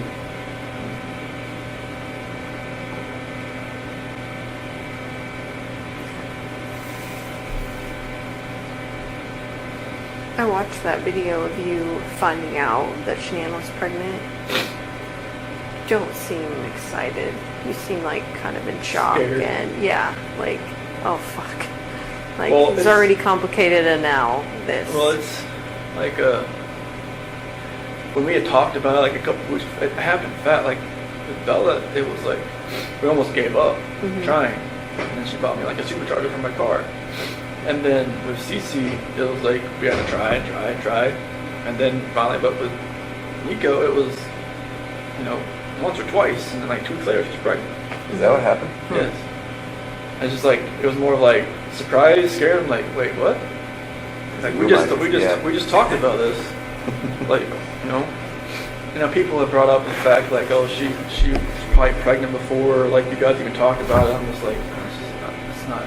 No. But like it was insanely fast. I give it that. Like that's the only reason I ever gave that notion like even the moment of thought, because it was like faster than any other time that she'd gotten pregnant. You just didn't seem happy. Like, you know what I mean? Like, Yeah, I haven't I don't remember the video much. I know she was wearing like a "Oops, we did it again" shirt, I think, and I was walking with my cooler or something. And I don't remember like my actual reaction watching the video, but like I could see her probably see didn't seem like he was jumping for joy type thing. yeah, it didn't seem like that. Did you watch the one of when I found out about Cece? Uh, No, okay. is it totally different? Yeah, it was. Yeah. Yeah, it was because Bella was in the crib and it had an eviction notice on the. Oh, yeah, I on think the you crib. told me about it. Yeah, I never saw it though. Yeah, I picked up Bella and spun her around and whatnot. This time it was just me and Shanann, and she was in the kitchen. I don't know, I forget what date it was. Maybe like June 3rd or 5th or 7th. I'm not sure what date it was in the video, but maybe I already felt guilty about talking to Nikki at work. Yeah. Maybe that was going through my head. Is that the potential timing? Does that make sense? Okay. I don't remember the video, what date the video was, but I knew I'd kind of met Nikki around June 1st. I knew she told me afterwards. When you say met her, you mean went on a date with her? No, I never went on a date with her until she was in North Carolina. Oh, okay. Just flirting stuff. Yeah, I mean, there was natural flirting back and forth, and I was just I knew that with that video timing, I probably just looked like I was felt guilty for even talking to the girl at work. Well, you probably did, right? Yeah. Did you guys fight before, you and Shanann? I know you talked about not really raising your voice and stuff. Was there? Because I want to say, didn't a neighbor talk about them fighting and stuff? Yeah, but that was embellished and exaggerated, and he retracted that. Oh, he ended up doing Yeah, that? he retracted that. So. Did you guys ever fight? Did you ever? No, I mean, Was there any domestic violence in your house? No, we never. This is strange to us to Even have. from her to you, I mean, Yeah. she gets mad when she's pregnant and grabs a knife or No, scratches you or smacks you around or nothing? No, she'd never nothing. Okay. That's what makes all this even more hard to understand from my standpoint, and from yours too. Yeah. Did she ever belittle you at all? Did you ever feel that way, maybe? Was that? Did she ever make you feel like she belittled you, or you felt belittled by her? I mean, there's always points in a marriage where the dominant person takes control of Sure. everything, but I was just my whole life I just kind of went with the flow. I never put myself in the center of attention. I didn't want to be. Yeah. And I just wanted to be in the back row. So I mean, if she did belittle me, I couldn't pick an exact point or time. She never really felt that way about it. No, I mean, Yeah. I always knew I was the introvert, and she was she took control of most situations. When people came over, I knew what my role was. Yeah. I watch videos of cooking, or she'd make power balls, or or protein balls, or whatever. Yeah. You just don't seem like you want to be in those videos. No. I feel like you were being forced to be in those videos. And correct me if I'm wrong, but Yeah, that's what it seemed like to me. I hated being in videos. I mean, I did it for her, because Right. it was for her business and Sure. stuff. But it was, I hated just being out Yeah. for everybody to see. And that's why like the whole like the gender reveal thing, I was just like, I didn't want it to be like some live Facebook video. I'm just like, no. Yeah. But like I never wanted to be out there. Yeah. I know I'm like, Well, even when she was, because we talk about this a lot, Tammy and I and Dave, even when it was, I think it was Florida on some Lavelle or Thrive thing, and she's like, here we are, and it's all expenses paid, and oh, it was like I remember looking at you and thinking, like, he is not into this video right now. No, you don't look into any of the videos, I'll be honest with you. I wouldn't be either. Yeah. That's not me, yeah. Yeah, I get it. I don't I know. mean, I remember you talking about, like, she would even post stuff for you. Like, Oh, yeah. because you're technically a salesman, too, of Yeah, it was- Lavelle, of yeah, Thrive. that's 'cause, like she put me underneath her, and that like anything, like any of my friends or stuff, like anything I do would help her. Right. So it was just, I would send her pictures. Like should I take a picture with your patch? I'm like, okay, send it to her, and then she'd make a post about it. And she was like, oh, you need to take more control over like your business and stuff. I'm just like, I don't know what to talk about. Right. Like if I went on to talk to somebody at the mall or at the pool or somebody about this, I'd just stumble all over my words and just like, they'd be like, okay, bye. But no, Yeah. yeah, I'm not a salesman. I mean, she could sell everything you're wearing back to you. Right. And you wouldn't even know it. Like, wait, I just paid $40 for this shirt and I paid $20 for it? Yeah, those videos were not me. I did it just to support her. Like, she would always say, oh, Could you tell her no? Could you say, I don't want to be in that video? Or was that an option? Probably not an option. I mean, it's like, she would have been like, oh, why, this is to, help our family. This is for, to help this and that, so I couldn't have told her no. I mean, it would have made her mad. I would have been like, no. I wouldn't even start that just because it's for the business, it's for the family, I was just going to try to help out wherever we can. Right. Did that actually make money? Mm-hmm. So not only just more sales, but it actually put money in your guys' pocket? Mm-hmm. Okay. And she made probably in that last year, probably as much as I did. On commissions, basically? I mean, I know that's a simplified version of it, but... Yep. I mean, it's they don't take taxes out on it, so. Right. So that was like the good thing, and they paid for your car. Mm-hmm. So Did they give you an allowance or something to buy a car? yeah, if Or lease it? if you're a certain level, like a 12K or above, they give you a car allowance once a month. I'm not sure how they made money. The owners doing that, but they did. Yeah. Unless there's just like an insane markup on the product, which I guess there is. Probably is, yeah. I'm not sure how much it costs for them to make it. Yeah. Did you feel like a different person wearing those patches? Especially like the Duo, the Burn. I mean, like the Apple Watches. Like if you look on it, like when it tells you you're exercising, it says I was exercising like all day because my heart rate was like up Oh. just from those patches. Was it full of caffeine or what? They just have something. They had something in them. I mean, I had the black label ones, the longer black ones. Those had caffeine in them, but it never had that effect. I mean, the Duo Burn ones, the ones that are more of like the fat loss type, it felt like I was working out all day, even though I wasn't. Oh, were you tired? I mean, I know at some points, even Nikki said that, like, I'd fall asleep on the couch, on her couch while I was talking to her, and then like pick back up like I never knew I fell asleep, which I don't know if it was like an insomnia thing or what, but like I wasn't sleeping much. You had a lot going on then. Yeah, but that was the only patches I really felt like a real big difference on, just because it felt like I was working out all day. Mm-hmm. You don't feel like they changed your personality or anything like that, though? Or do you? I don't really know. I know I just felt different on those than any other patch. I felt like I could just go longer and longer each day. Mm-hmm. And I'm not sure like if that was probably a bad thing, because I don't think I was probably sleeping more than 3 hours a night. So would you when Shanann was gone, would you stay with Nikki and then go home for to get ready for work? Yeah, I just wake up at like 4:30 and go home and get ready for work and leave. And I just work out when I got back home. What were the conversations with Nikki as far as, at some point you guys were talking about her helping you find an apartment.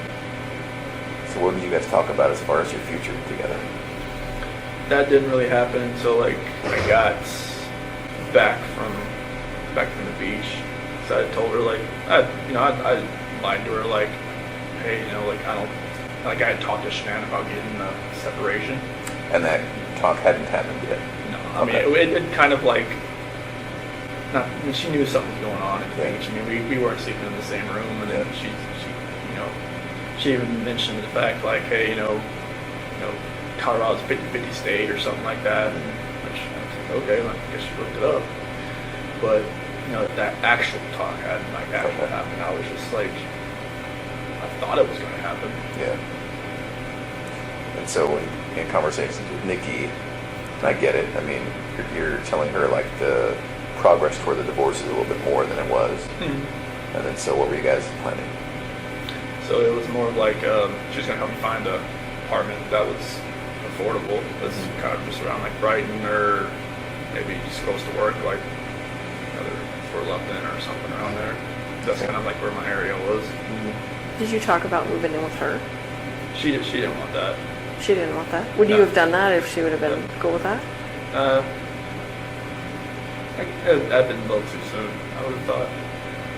There was just, we'd only been really seeing each other like almost like a month, or maybe just talking about 2 months. That would have been really.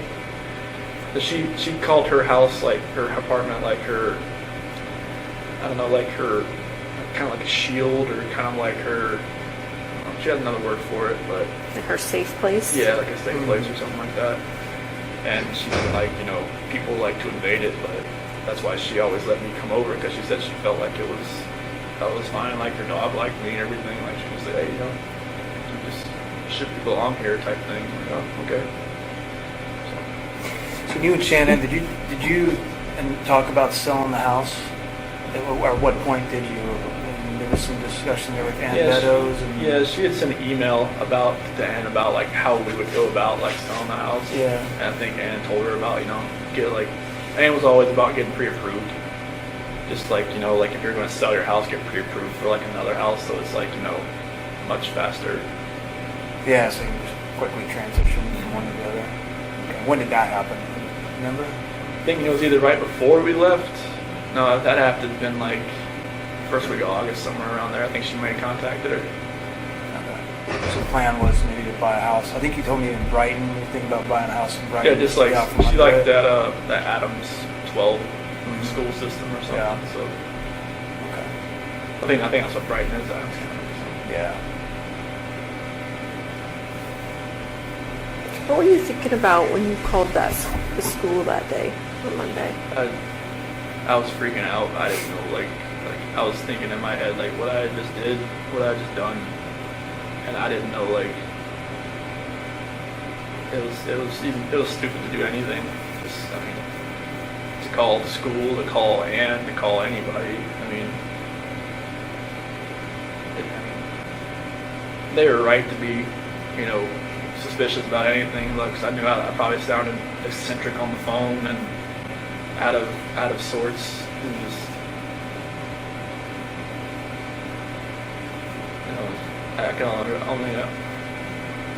I don't even know what they were thinking. They heard me. I think they thought I was weird, but I don't know how you would not sound weird, like you said, so. So are you 100% sure the girls were still around and alive when you drove out? Okay. So that's completely accurate. There's nothing else about that. They got in the truck. Okay. Where did the blanket go? It's probably in the trash can or something, I think. In the trash? It wasn't like, it was still in my truck. Okay. We thought we saw some GPS where you had stopped by near construction roll-off dumpster. Is that true, or? I think that's like, I dumped my clothes in there. So that would have been on the way back to the house in my neighborhood. Yeah. When Officer Kunab was there? Okay. Was it one of those red construction dumpsters? More than likely. Okay. Did you pack new clothes? How did that work? I already have some in there because, like, in case we have like a spill or something. Oh. Yeah. If you ever get crude oil on you, you don't. Yeah, I have like 2 pairs of boots, all kinds of different stuff in there, just because like this one time I had to clean up a spill and I had defrost on, and I had like a headache for like 2 weeks because it's like the crude oil that comes. It's that. So I always have something in there. So where did you keep them after you took them off? Like, did you just change out there into your new other clothes? So like I dumped my clothes in that dumpster. But that wasn't that on the way back? When you were coming? Like, you'd already worked the whole day, Yeah. right? I'd work like till like 11 or so. 11. Yeah. So that was back when Nicole Atkinson. Yeah, when she was Yeah, when she at my called. house, hitting the doorbell, that's when I Right. knew someone was at the house. Right. Did you think right then, like, oh fuck, like, here we go? Or what were you thinking then? I didn't even know why she was there. I was like, I didn't know, like, maybe she had an appointment or something with Shanann. I didn't know. What did you think, like, that day, like, what you were going to say? Like, what was your plan? Were you just going to go home and be like, report to the police that your family's gone, or? I had, like, once, like, I had no idea what was going to happen. Like, after everything, I mean, I don't even know how I was even acting even normal to people that I was around. Because when, like, Troy and Cody and Chad and Melissa and all them, like, you know, when they showed up on the site, I don't even know how I was even being somewhat even coherent what I was saying, but apparently that understood me. So I didn't know what was going to happen. Like I said, this wasn't like something like some Criminal Minds type. Like, well thing. thought out Yeah, thing. it wasn't nothing like It that. was minute by minute at that point. Yeah, it was. I had no idea what was going on. So once the girls were gone, was it also just a minute by minute thing as far as the oil tanks? Yeah, I didn't know what to do. I mean, just thinking about an oil tank just makes me want to throw up. And was that just because it was in front of you and there it was and just presented itself? It wasn't a plan beforehand? Okay. Was there any reason why the separate ones? No, it's like you said, it was like going up the stairs, and it just didn't. No, like what Frank said, is like I was trying to separate everybody. That's not. No. No, Yeah. I didn't want to separate anybody. What was the reason? I can't even tell you. It was like I said, like something else was in control of what I was doing, and it was like I was doing something I never thought I would ever do in my life. Did you think there would be less chance of someone finding them if they were in separate tanks, or? I don't know. Sounds like it's over there. No, whatever my reasoning was in my head that day, it wasn't sound. It was nothing that's right. And you don't even remember thinking about it? No, it was just like, it was like a reaction of something that I wasn't even thinking about. Yeah. Can we talk about the trash bags? Do you remember that? Oh, There were two. okay. Yes. Trying to, because like she kept, I didn't want to, like when I was putting, there's one coherent, I guess, thing I had, like I didn't want the girls looking at Shanann while they were in the back seat. So what'd you do? I put a trash bag on one end and on her feet and on her head, so they didn't have to see. And they were just too little to kind of figure out, right? Yeah, they didn't know this. Okay. That's good. I just know, like, when I was driving up there, I mean, you know, they were just, you know, sitting there just, you know, kind of asleep or kind of just like, you know, holding on to each other, laying in each other's laps. You know, I didn't.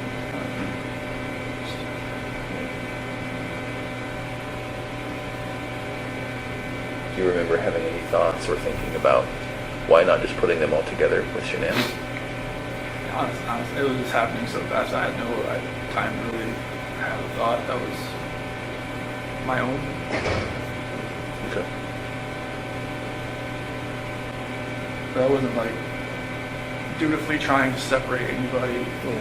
passing away, trying to keep anybody separate. And everything, you know, Frank, Sandy, and Frankie said, you know, like I don't hold it against them. I mean, they can hate me for, they have a right to hate me for the rest of their lives. They don't hate They you. don't. In fact, while we're on the subject, I speak with them weekly, and I told them that we were going to come here and then hopefully would speak with us. And they told me to tell you, understandably, they're devastated. But they actually said that they love you. They still love you. And Sandy explained it. You know, he's our son-in-law for 8 years. I can't just turn that off. So they don't hate you. They don't. That's amazing to hear that. Yeah. Well, and I can tell you, Sandy was the one that was most resistant to penalties in this case, and she said that. She told me that from the very beginning. That she didn't want that. It's God's decision. It's not her decision. And then she told me that even then. So it's not just a one-time thing that she has said it to me. It's been over the whole course of the event. So that's probably one of the most honest things someone's ever told me. You know, so it's pretty amazing. You know, faith is.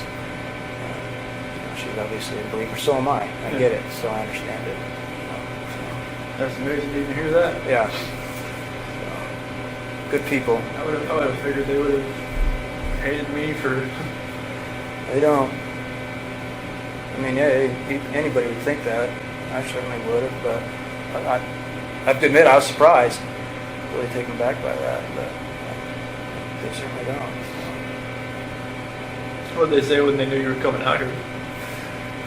They said they want to know, details, because they need closure. And that's really all they want, and they want to keep it private. And I said, well, absolutely. We'll talk to them about what you told us, and just so they can put it past them, because they're having a hard time dealing with it and trying to get past it all. And I think that may help, just to know. Closures, you know. I mean, my parents still think, you know, like I told them I pled guilty for a reason. Right. Right. And like I told it to them when they had that video phone thing in Colorado the day before. Like I pled guilty. Like I plead guilty for a reason. Like I didn't just, I knew other people were watching, so I didn't just go in and like just say anything. But, like they seemed to take it. Like, okay. And What made you do that, Chris? What made you plead guilty? I didn't want anybody else to. I didn't want them to go through this for 2 or 4 years. I didn't want my attorneys to lie for me for 2 to 4 years. Like they would have done anything I told them to do. Sure. That's what they're. I don't see how they can do that. And like that's what attorneys do. Like they take their defendant and they say, hey, like what happened? Okay, we'll go with that story. Like I told them everything I just told you guys, and it's just like. They got together like, well, if they ever offered a plea deal, would you ever want to like just plead guilty to them? Like, yeah, I mean, if we can end this, end it. Like I was like in September, I told them that. Really? Yeah, but it was way too early, and the prosecution was still doing their investigative, still grabbing evidence and all kinds of stuff, and that wasn't even really on the table. So I think it was like around Halloween. I think that's when the prosecution went to Frank and Sandy and Frankie's house, and it's talking like, if we can end this, would you be open to that? And that's when like the whole death penalty and everything, all that conversation happened. And I guess they were surprised that it would just be over. Yeah. And We were all in shock. I'm not gonna lie. yeah, that was like. It's like we were going 100 miles an hour, and then we just hit a brick wall. Like, that's what it felt like to all of us. So, I mean, obviously you had more time to Yeah, I mean, contemplate it than yeah, us. I told John and Kate and Sophia and everybody, Amy, hey, if we can just stop this, and like, I know it's, everybody's telling me to fight this, there's no like, there's like, they're about saying there's like not enough evidence to such and this and that. And I'm just like, no, this needs to end. Like, I don't want people to have to, because for Frank and everybody to have to fly back to Colorado every single time and get reminded of this, like, I'm not sure, it's never going to go away, but to actually have to come and talk about it, have other people talk about it, have, you know, all three of you get on the witness stand and say, you know, what they saw, what they've seen, you know, what they heard on tapes and everything like that. It's just like, I don't want people to relive that over and over and over again for years. Like, if I could just end this for everybody, and then, like, if there's any closure at all, they could, you know, they could start then instead of like in 2022. Right. You know, like, you know, and everything just like, 'cause I know it'd only get worse for everybody. So did it have anything to do with you not having the death penalty? No, like, I mean, honestly, like, when I was sitting in that cell, I felt like I should have died. I mean, I was listening to everybody telling me, like, hey, if you do this and this, you can hang yourself in that cell. You could do this and that. They were like telling you stuff. Yeah, you could drown yourself in the toilet if you wanted to fill your toilet bowl up or something like that. It was, they've been there a bunch of times. And, like, you know, at one point I was listening to them. Mm-hmm. You know, I was just like, you know, I just felt like maybe there's a different purpose for me somewhere. You know, maybe it's here.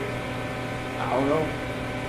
Like, I prayed to God every day that He would move me away from Colorado, like, move me away from, like, the DOC there, because I just knew, like, 'cause they were saying there was a hit on me. They said if I was going to a DOC in Colorado, like, I'd last a week and I'd be dead.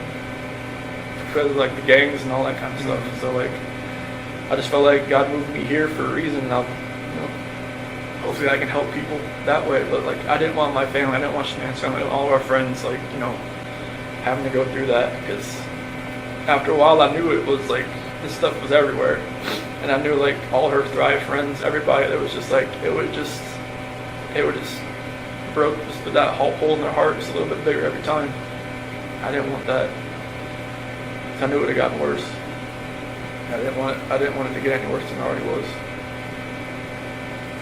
Did you ever think about, well, you know, it could be very believable, what I told him, it could be very believable that Shanann did, you know, end the girls. And so maybe if I tried to convince people that, maybe if I fought with my attorneys on that, maybe I could lessen it somehow. Did you ever think about that? Honestly, I never even thought about the story until you guys mentioned it. Yeah? Yeah. Okay. I wondered. I never even thought about it until you guys mentioned it. Well, what did you think about it once it got mentioned? It's just like, I just went with it.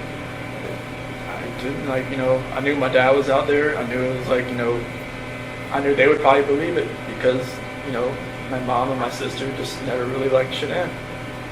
And I knew, like, you know, I mean, through all this, like, I got letters from some of my friends that even said, you know, when we went over to your house, we could see, you know, Shanann was more of a dominant personality and more of like, you know, hey, you know, you're always helping with the kids and everything. Just, you know, you're a great dad and everything. We could see, you know, a couple things that I never saw or, you know, whatnot. And even my best friend Mark even said, you know, there was always, you know, something, you know, I didn't really get with Shanann. I was like, nobody ever told me any of this stuff, but okay.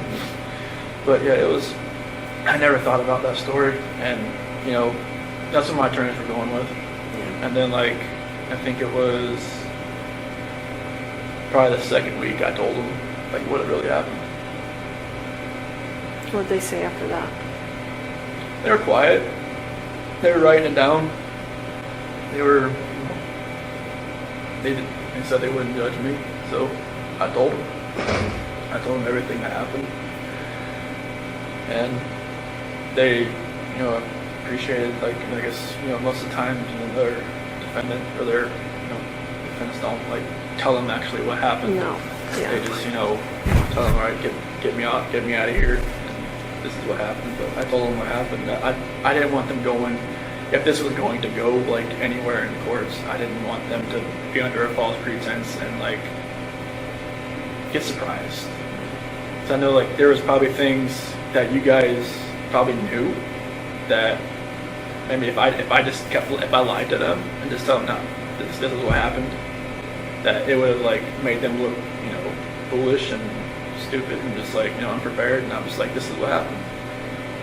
And they appreciated me telling them that. So now they would be prepared. And that's when they were saying like, if it was ever, if we ever went to them, the prosecution, and say, hey, if we could end this, would I be open to it? I'm like, if it could end it.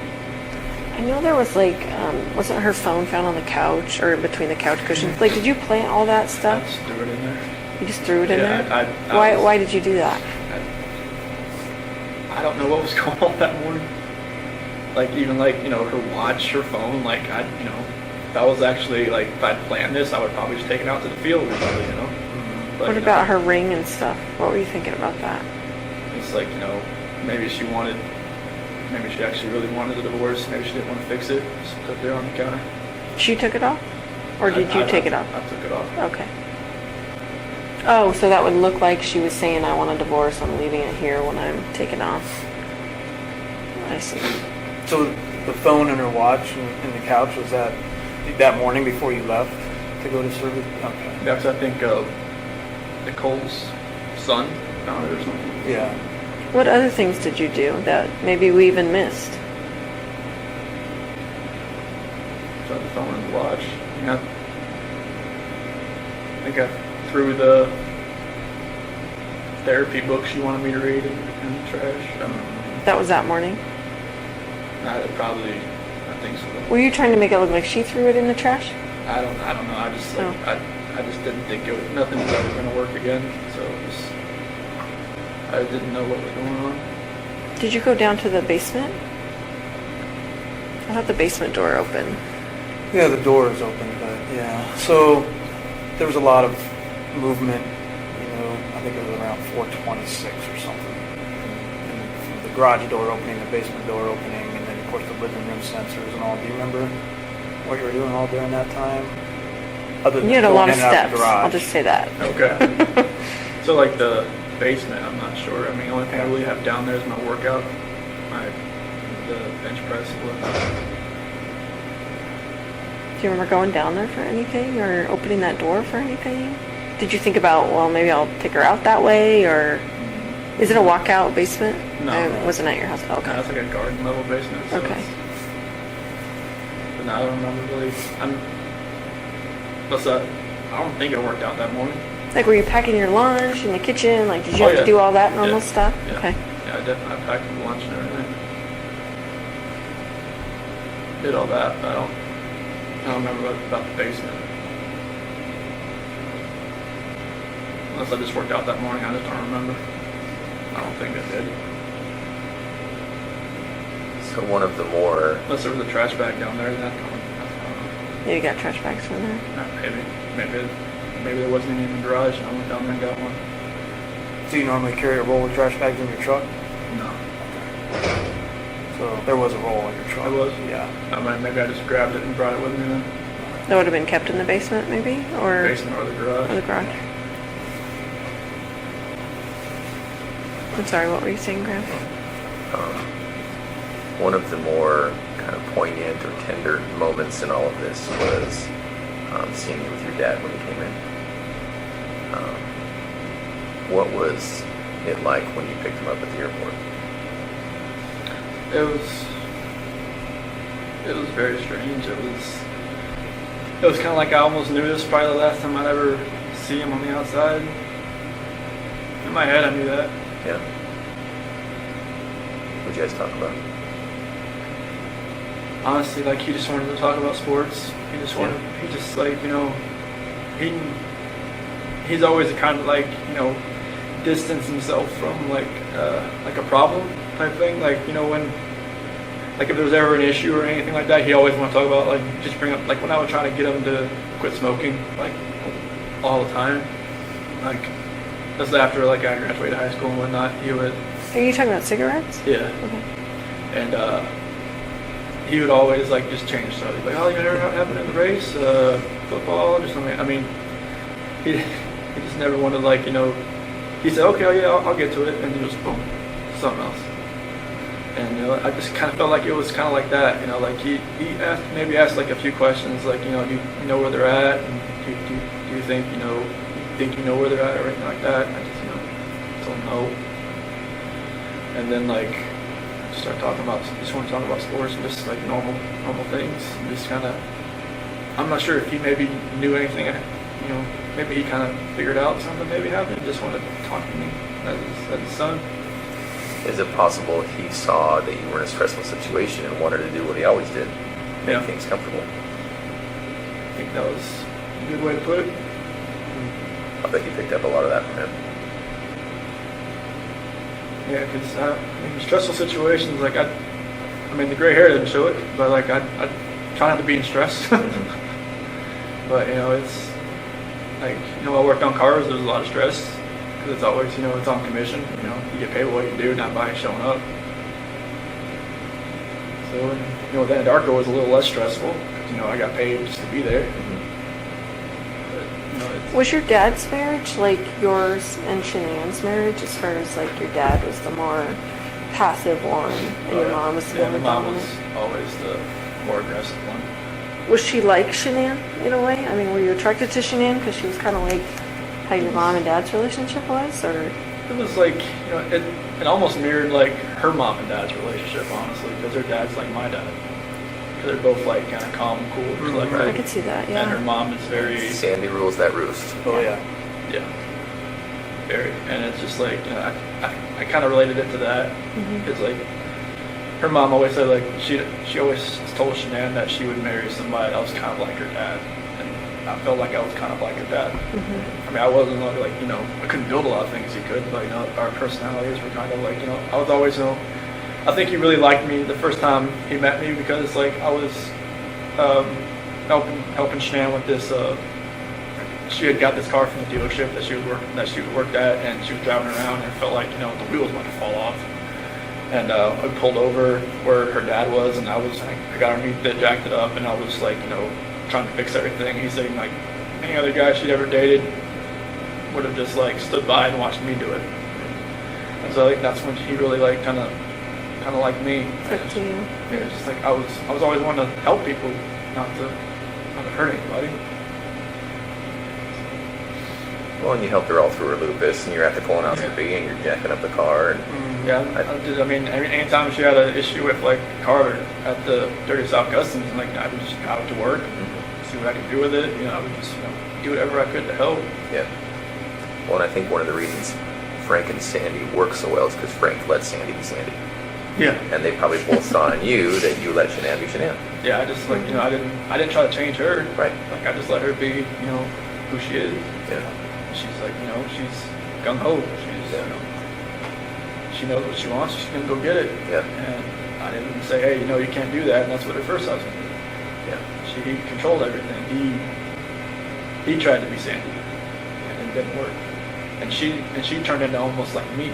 She was like, she just kind of like laid back and just kind of like let him do what he was doing. And then I think she learned after that she could just be herself. And then with me, she could definitely be herself. Yeah. So that's how it worked. So do you think your dad had any inkling? Because I'm trying to remember the timing. He showed up when you were still walking around. You weren't in any trouble yet when Ronnie came in. Yeah, I had met with you the night before, for like 3 or 4 hours. And then I was at Nick and Amanda's house. Okay. And I was there, and that's when I went to go pick him up. Okay. And you picked him up. It was early that morning, right? He was like 10:30, I think, when his flight came in. Okay.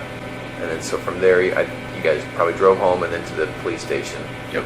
And the talks there were no type of confession from you.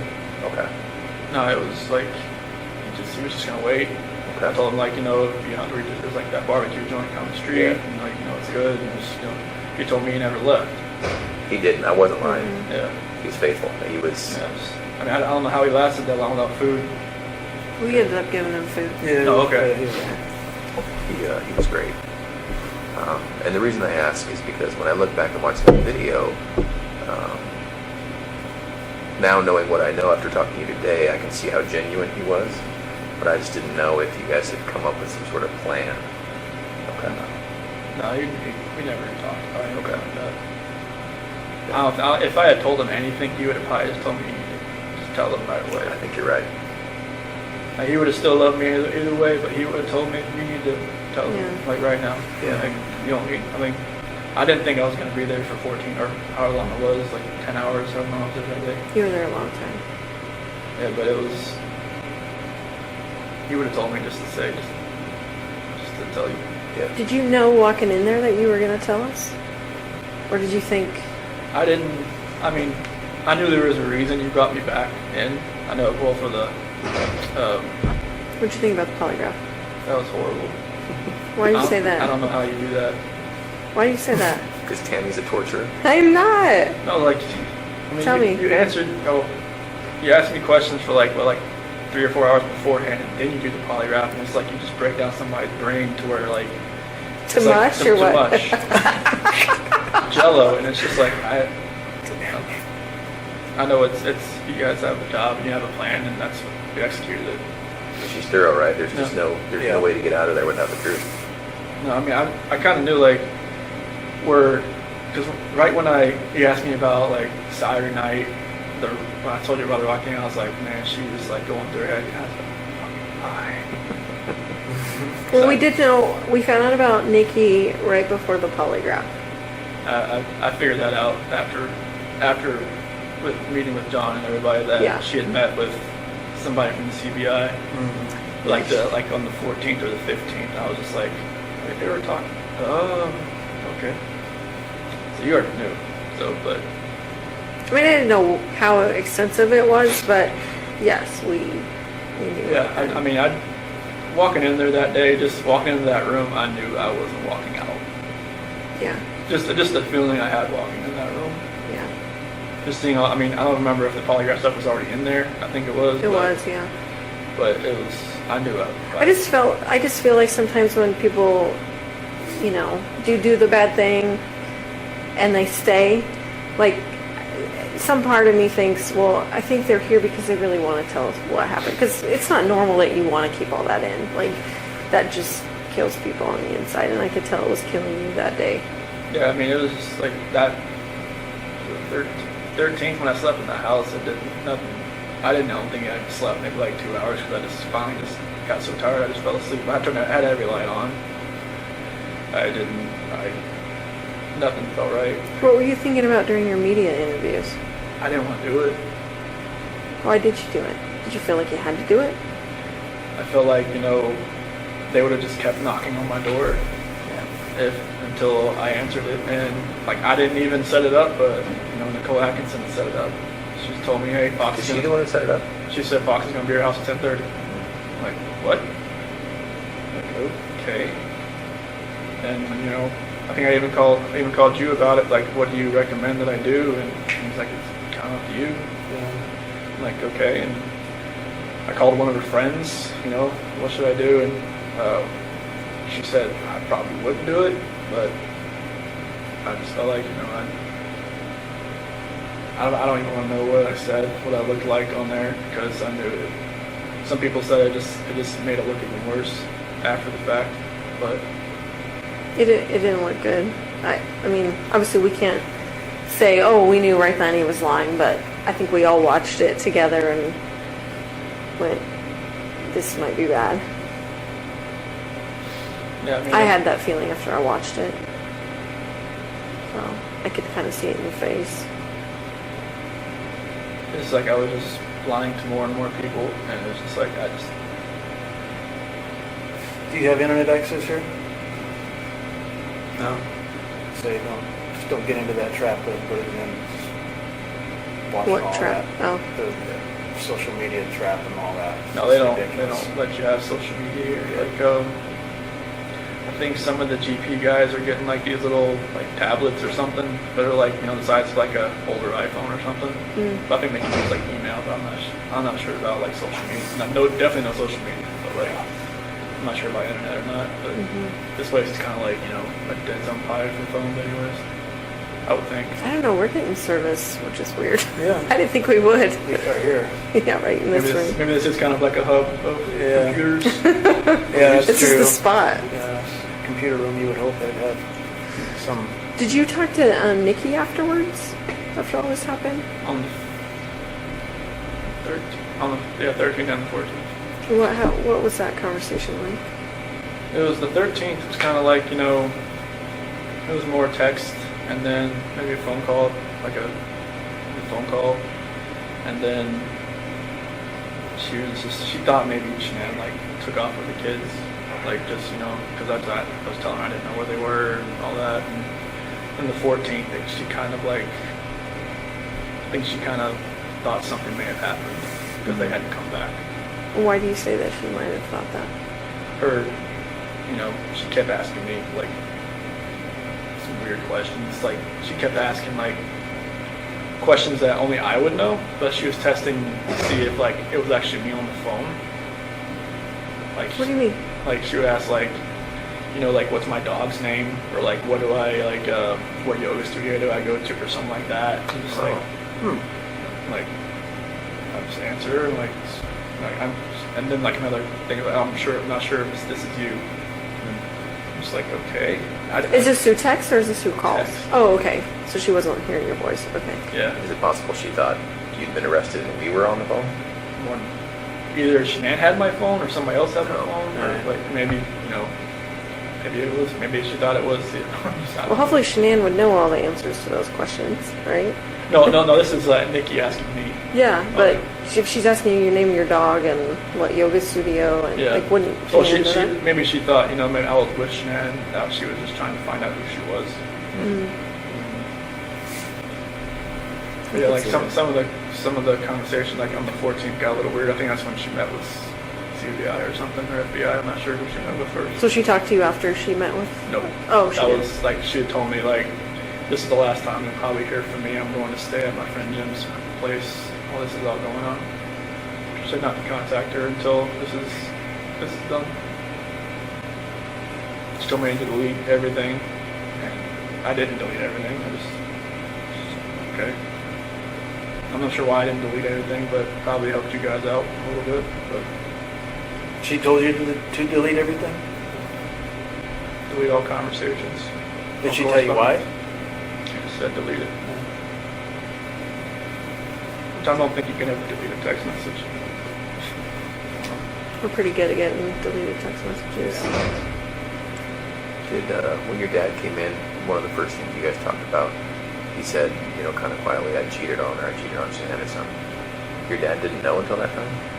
No, when I was in North Carolina on August 6th, when I spent most of the day with my parents and my sister and everybody, I had told them like something like, this, I don't think this is going to work. Like, with what happened with the nuts and everything, and they're not being able to see the kids, you're like, this is the first time they had talked to me, and pretty much. Oh, because you went 3 weeks or something, right? Yeah, because Shanann had told me to call him while I was at the beach just to smooth everything out, because she was like, all right, whatever's going on in your head, you need to fix this. But she didn't want she didn't want the kids to see him. She didn't want to see him. And then like when I did see him on August 6th, it was after I went and saw my grandmother. She's in a nursing home. And she still wouldn't go see my parents or anybody with the kids. So I just told her to leave me there, and my dad come pick me up, and spent the whole day there. And they said they want to see the kids. They just don't know if they could ever just forgive Shanann for everything that happened that day. I guess I'm not sure everything that was said that day when they had that argument, but apparently it was like a knockdown, drag out bomb that went off in there. Pretty hurtful things. Yeah, I'm guessing so. And they just don't know if they could ever forgive her or not. And I just I never told them about cheating on her. They even asked me, is there somebody else? Oh, did they really? Yeah. So they could kind of sense maybe something's going on. Yeah, because Nikki was texting me the entire time I was over there. Oh. So they could kind of see I was texting somebody, but it was maybe they kind of knew. Even when I was in San Diego talking to my friend Mark, I told him about Nikki, but I didn't tell him I was going to meet up with her. Okay. I told him that I was trying to I should have just told him right then. Maybe that would have helped me. I know maybe he had an instance where there was some girl coming after him, and she was engaged, and he ended up getting with her, and then they were together, and then she cheated on him. Is this before he was married or during? It was after. Okay. But like he could have, helped me, but I just, I never told him the whole thing. That, it was a lot further along than I wanted it to be. That's interesting to think about, right? Because your dad could have given you some good advice. Yeah, everybody. Now this is my friend Mark. Oh, My I'm dad. sorry. Okay. Yeah. When I was in San Diego. Oh, I gotcha. So you think you told Mark about that and hoping that he maybe questioned you about it, or? Well, I was, because Mark, my best friend. I grew up with him since I was like 8, 9 years old. Yeah. So like, he had been married before, and it didn't work out. I guess they were stationed together or something, like over in Korea. And I should have just kind of just came out with like the whole story, like I just told him there was this girl at work that I've been talking to, but I'm just distancing myself from her. Yeah. But that wasn't the case. Yeah. I was just letting it, exponentially get worse. Right. And if I had told him like, hey, Yeah. he would have been like, whoa, man, like, all right, take a step back and look, Yeah. Right. and like, don't like fall into that trap, being you're gonna be alone for 5 weeks. And there's times I wish, like maybe Shanann didn't have to go away for 5 weeks. Maybe we all just went for 1 week. Yeah. Nothing would have ever happened. It's only, 5 weeks alone, that's the only reason really that was almost even allowed to happen. There are quite a few people who would tell us and who do tell us you need to look into Nikki more, Nikki Kissinger. All the way from the extreme end of things being Nikki's the one who ordered the hit. She was there, hiding in the basement. She was there. So the extreme is she's the one who told Chris to do it. She's the real problem. All the way, that's the extreme side, and then all the way to, well, there were these texts where she was infatuated, she was in love, she was saying how good Chris was in the sack, and maybe we should look at her more. What would you say to those people? She had her moments where I had to talk her like off a ledge kind of deal. What does that mean? Like, I guess after the fact, there was like videos of her that she was like recording herself because she was like bipolar or something. I never do that. But it's like, and she would get worked up about nothing. She would just like, she came to my house once because I think it was like July 4th. I didn't have to work that day, so I didn't like get up at 4 o'clock and go home. Mm-hmm. And Shanann had called me like 10 times in a row, and I didn't hear it because I was sleeping. And I was just like, and she was pissed. Shanann was pissed. And like I called her on outside, like, where are you at? Like, what? I was like, I didn't have to work today. It's like you called me at 5:30. It's like, well, kids want to talk to you at 7:30. I'm like I was sleeping. She's like, she just like, screw you, like I don't know where you're at. And I went back inside. Told me I gotta go. And she was just like, okay, are you coming back? I'm like, probably not. So wait a minute, you kind of lost me there. Were you at Nikki's place when Yeah. Shanann called you? Yeah. Okay, and so you were sleeping in her bed. Yeah, because I wasn't going to work that day because I I gotcha. didn't have to that day. It was Okay. the first holiday I ever had off. And, Shanann was pissed, and, it kind of pissed Nikki off too that I left. But I think that's when I'd called Nikki later, and she was like, she kind of realized that, she'd always be like, the second, she said second bill. Sure. And because that's how I probably would come back that day. Just, I don't want to be anywhere else when Shanann calls. She was already pissed. So it was stuff like that where she would she would go. She said she would go on websites and look at will a relationship work with somebody? Like, will a mistress work? Will a mistress turn into a relationship? That's what Nikki was looking at? Yeah. She would tell you that, or you She heard told that? me that. Okay. Yeah, she said that she would go on websites and look at stuff like that. I was like, why do you even look at stuff like that? She's like, I just want to see what other people have experienced. But so that confuses me though, because I thought earlier you were saying she thought you were heading toward a divorce. So why was she looking at herself as a mistress? This was later on. Oh. Okay. In August, Okay. the first week of August, when I told her I had that talk with her about separation. Uh-huh. That's when she started looking at apartments and stuff. But during our July relationship type thing there. Oh, I see. That's when she was looking up will it actually work? And she told her friend Brittany about it, I guess, and Brittany told her not to do it, but she said she'd already made her decision. Okay. And so, are those people absolutely wrong about Nikki? She wasn't asking you to get rid of your family? No. Are you sure? Yeah, I'm sure. Okay. And no part of any of this was because she put it in your head or asked you to, or? No, she never, I mean, this whole relationship contributed to it. Sure. But she didn't want me to. I mean, was it ever like, I wish you didn't have kids, I want to have, kids of my own with you, like? She never knew if she wanted to have kids, but she said that, at one point she said, I'd like to give you a son. Did she know that Shanann was pregnant with a boy? No. Did she know Shanann was pregnant? No. And why is that? You just didn't tell her? I didn't tell her. Because we had met. But Shanann put that on Facebook. That's How did she not see that? I don't know. Maybe she didn't. She just was waiting for me to tell her, or she put it out of her head. Can I ask you a question? A lot of people think you named Nico after Nikki. So what was that about? Nico was actually a name that Shanann liked. Okay. Shanann thought of that one? Yeah, I wanted to spell it like N-E-K-O. I thought it was like Nico that way. Mm-hmm. But she said N-I-C-O. And I thought it was sound like Nico or something. Okay. Because Nico is more of like an Italian name. Yeah. So, and she did leave for, my middle name and my dad and all that. But Nico is that's a name that she always liked. Okay. Did she name all the kids? Did she name Bella and Celeste? Yeah, Bella, because Italian means beautiful. Marie, mom's middle name. Celeste is her grandmother's name. Catherine's Shannon's middle name. Did you have any input in their names? I just told them I liked them. And I was like, if we had a third child, I was gonna, maybe we could have Lee in the middle name, but I knew the girls' names. It was, I love those names, so I was like, that's cool. Mm-hmm. Especially with the, you have little nicknames for them, like Belle and Belladine and Cece, obviously. So it was good, but yeah, Nico was, it was Okay. Can we go back to the house on the 13th?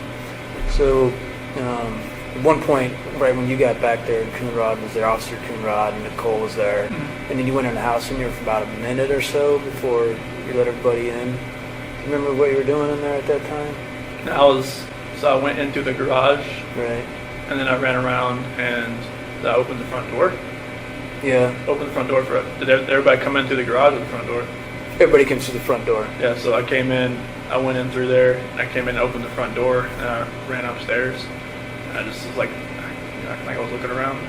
Okay. That's after everybody? Did you go around the house at all before you opened the front door? No. I didn't run around the house. I stayed down on the bottom, Okay. bottom floor, and then Yeah. went and opened the door. Yeah. Okay. Just curious. And I ran upstairs and everybody else, and that's when Nicole's son was on the phone, and I was acting like I was walking through the house. Yeah.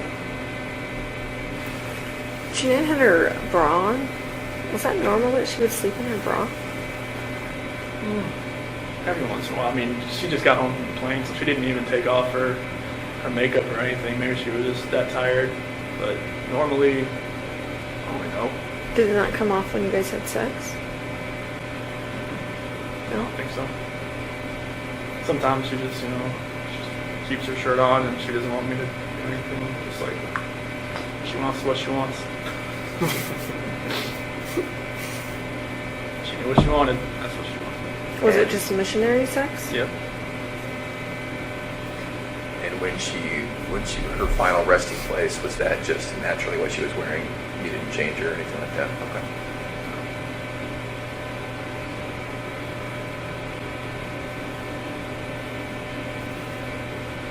Did you have to see any of that stuff?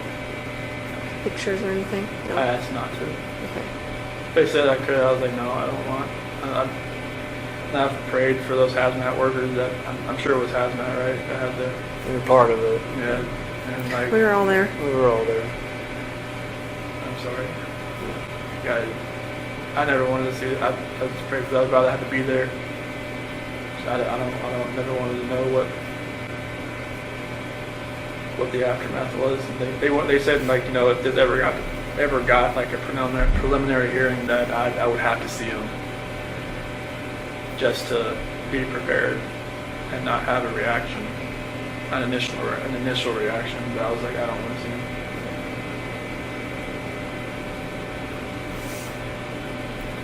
Do you feel like your lawyers were fair to you? Yeah. Yeah, they were my only human contact, really. Yeah. So they're kind of like, almost like a guidance counselor, almost. Yeah. Did you feel like you were driving the bus, though? With your decisions you made? Yeah, or no? I was like, there was a lot of things I didn't really know what was going on behind the scenes. Like, Sure. maybe there was a lot of things they never told me. Like, like stuff that came out like afterwards, like that whole Nikki Kessinger article in the Denver Post and all that kind of stuff. They told me like afterwards and everything, but I always felt like anything I was telling them, they were gonna do. Like the whole taking the plea deal and everything, I told them that's what I wanted to do, and they asked me, like, it seems like 100 times, are you sure you want to do this? Are you sure? Like, once you sign this, like, I guess like up until sentencing, I had the time to like back out, but like they always, even before we walked in the courtroom, like, are you sure? It's like, yeah, this is it. Like, okay. They never told me this is what you have to do. Mm-hmm. They always just said, this is your decision, like, if you want to take this farther, and John said he was right, he had all kinds of motions written, all kinds of stuff that were like really creative, and because he'd never been in something like this before, and he was ready to fight, and I was just like, I didn't want you to have to do that. Not for me, not for something that the story isn't true. Because it would just only gotten worse. Right. For everybody. For all three of you, for everybody that was involved in it. Are you still glad you did? Yeah, I never thought I'd be in prison the rest of my life, but like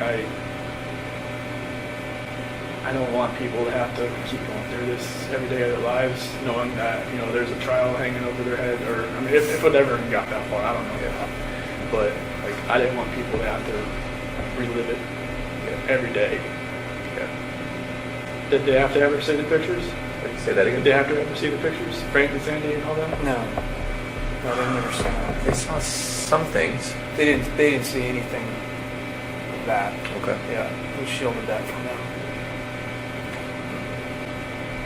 That's one thing, I just didn't want them to have to see anything or hear anybody talk about any part of it. Or like, anybody bashed their daughter, like anybody to ruin, like, to hear what, some of my friends had a negative, impact on her, from her, or like had a description of her that didn't match, something like that. I didn't want them to hear that either. Like, I didn't want them, like, anybody have to trash her memory.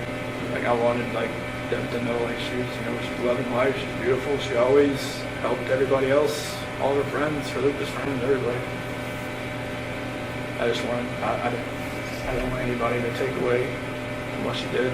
We tried to get you to say that night. I know, but do you remember that? I remember. I was just like, I know you obviously weren't ready to say that then. I know. It's like, like after my dad left, we both came in and like, all right, we got most of the story. Let's get to the true story. I'm just like, I just wanted to bang my head against the table. Well, in the end, I think you did the right thing. And even though it's hard to hear, there's a lot of people who thank you for what you did. I think your whole life has been thinking of others, except for one brief moment. I think you really did think of others when you made that choice. So I personally thank you, right? Because it would have been hard for the three of us to go through about this hard, and for everyone else about that hard, right? Yeah, it was anybody that was family or friends. Right. It would have been, just exponentially harder for everybody. Yeah. I think you did the right thing. So you haven't told your parents what happened, you just told them I'm pleading guilty for a reason? Yeah, I've told them, like, on the phone, even, because they're still, I don't know. You should fight it, you should get... They've got letters from, like, Australia, from England. of like the 35C in Colorado and stuff, like, you know, improper counsel or something like that. Ineffective counsel. Ineffective counsel. And I mean, some of the stuff they've, they've said about, you know, the dry patch, how it's not like FDA approved, how it can alter somebody's mind, like,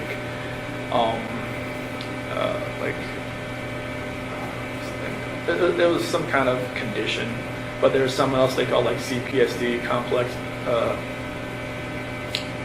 post-traumatic stress disorder, or something like that. Have been like, some people from England have had it. It's like they've been in an emotionally abusive relationship and stuff like that. I mean, just like, you know, some of those subjects they put in there, like, yeah, I can relate to it, but like it doesn't make up for the fact what happened. But like they've got a lot of support they've got a lot of hate mail, a lot of phone calls, a lot of like, you know, stuff like that. I wish they never happened. But they get some support, which is good. But on the phone, they still think, you know, there's a chance that I could get out. Yeah. I mean, you don't want to ever think your kid's going away forever.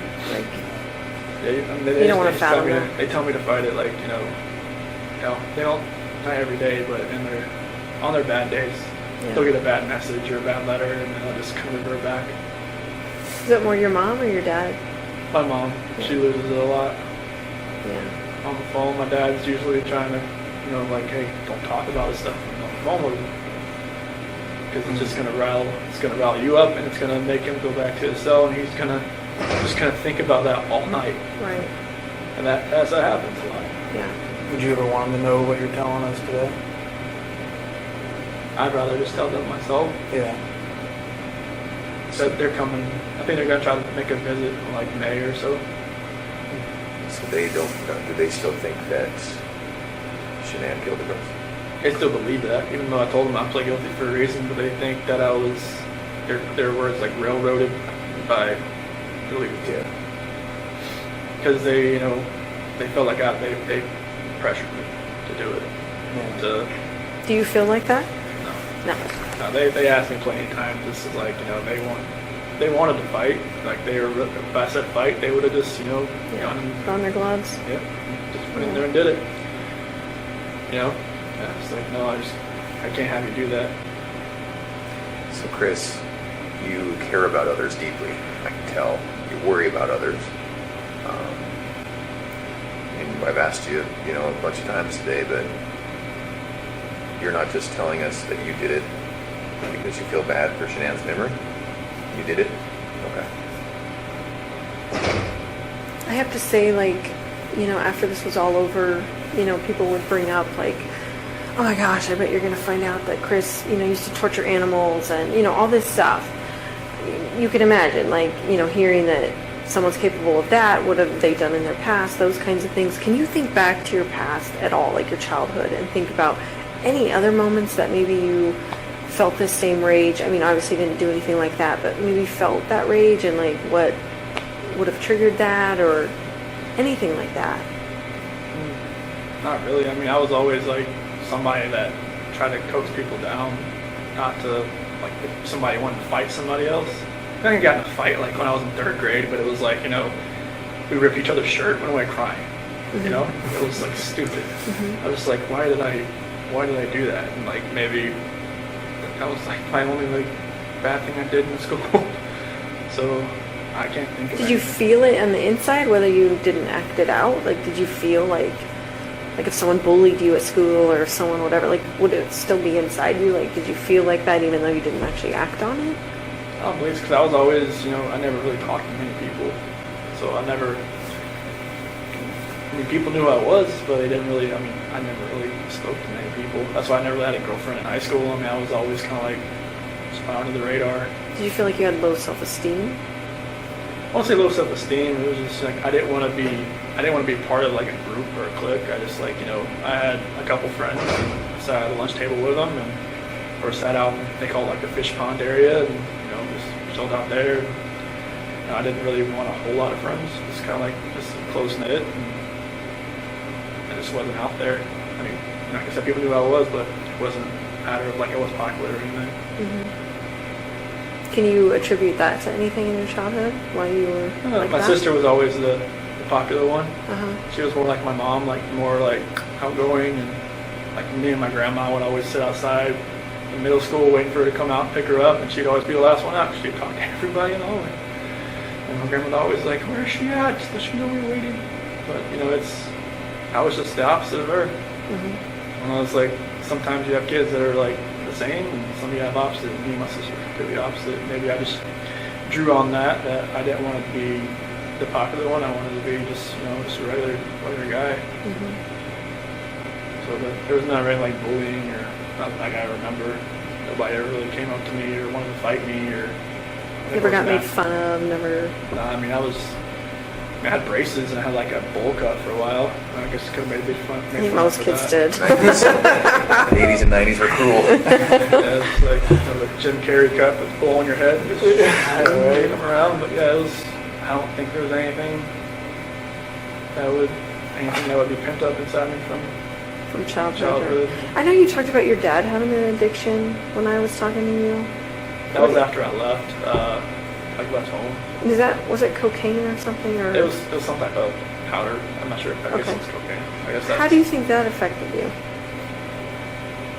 I don't think it affected me. Well, it did affect me, but it didn't like take like deep down. It didn't like really hurt as much as I thought it would. It was kind of weird because when I think it was my mom or my sister told me, like when they talked to him about it, it didn't seem to register. Like I said, like he would just change subject.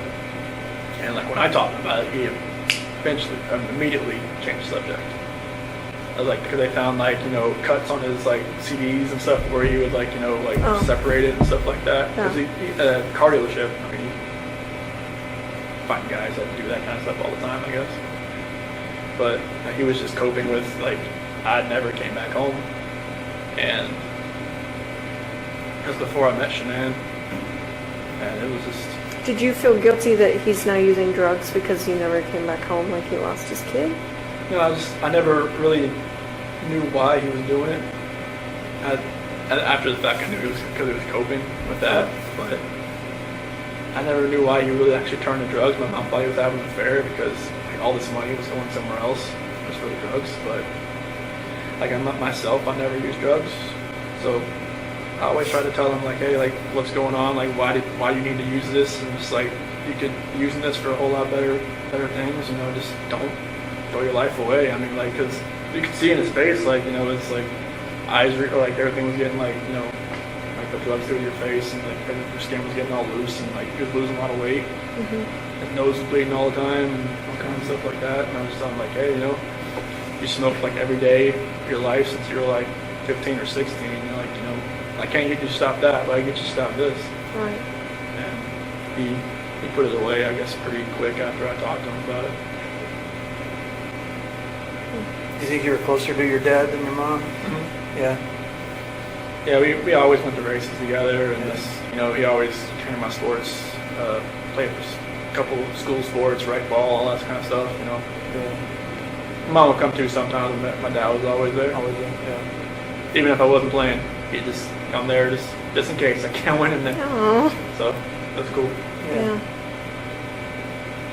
Well, I wondered if they hadn't visited because they weren't ready to visit, or if it was a money thing, or you know, like Visit here give or the time off. no. Yeah, you like Visit here? Yeah, visit here. Well, I just told him like, well, we can't drive in the snow, so it's kind of like, you know, I don't want. It's These just, roads are bad. Yeah, it's I think it's like an hour from either Madison Airport, whichever way it is. I told him like wait till springtime. Good advice. Yeah. It's pretty brutal. It was yesterday. Do they have money to get here? They sold my toolbox to get some money to come out here. Okay. So yeah, so they'll come out here and like they said April, but I was like, no, just maybe push it till June. They said they can sometimes have a blizzard out here in April sometimes too. Like the late spring blizzard, yeah. So lake effect stuff is crazy. Yeah. And how are you doing mentally? I mean, the first time I didn't know I was coming here. Obviously, I mean, when I was at DRDC, like Swooped you up, didn't it? I was there a week. Like the first day I got there, they put me through the ringer. Like I had like 11 tests to do, like mental tests, like reading, math, all kinds of stuff to see where my IQ was, and then I just sat there the rest of the week. And then Sunday came along, and after dinner they said, all right, strip down and put this on. I'm like, okay. And then walked outside and put me in the van. I'm just like, good. I had no idea what was going on. And then we stopped in Sterling, which really freaked me out. I was just like, I don't want to do this, because I heard so many horror stories about that place. And they just stopped to use the bathroom, and then we kept going. In the prison? Do they use the bathroom at the prison? Yeah, it was like at the watchtower outside. Oh. And we went into Nebraska, sheriff's office there, and then another sheriff's office in Iowa. Used the bathroom, ate breakfast, and then got here. I asked him, I only talked to him once. I'm like, can you tell me, like, where we're going? Like, just to Destination State? He was like, I don't know. So it was like one of those, like, transport vans, like, where it was, like, had just the middle where I was sitting there, and I could see out the window, and I could see, like, they would put in an address each time. Like, they had, like, 4 sets of addresses to each one they had to go to. They just would never tell me where we were going to end up. What did they say your IQ was? And I was like 140, 135 or something like that. Is that high? I don't even know what. That's good. That's above average. Yeah. Yeah, it was tipping back to high school for real. I'm like, Trained in parts of the city on all that stuff. yeah, there was a lot of word problems, a lot of like geometry, a lot of like, you know, patterns. Like if this was moved this way, and then there was like a series of them. Like, all right, what's this one going to be? Just a lot of stuff like that. But like the further you got along, the harder it got. And I was just like, it's like great. And it was like they give you this little take that pen and take the little tube out in the middle, and that's where you're using to fill in these little Scantron sheets and everything. I felt like I was in high school again. Do you know how long you're going to be here? Neither do I, by the way. And do you know, are you going to get a job?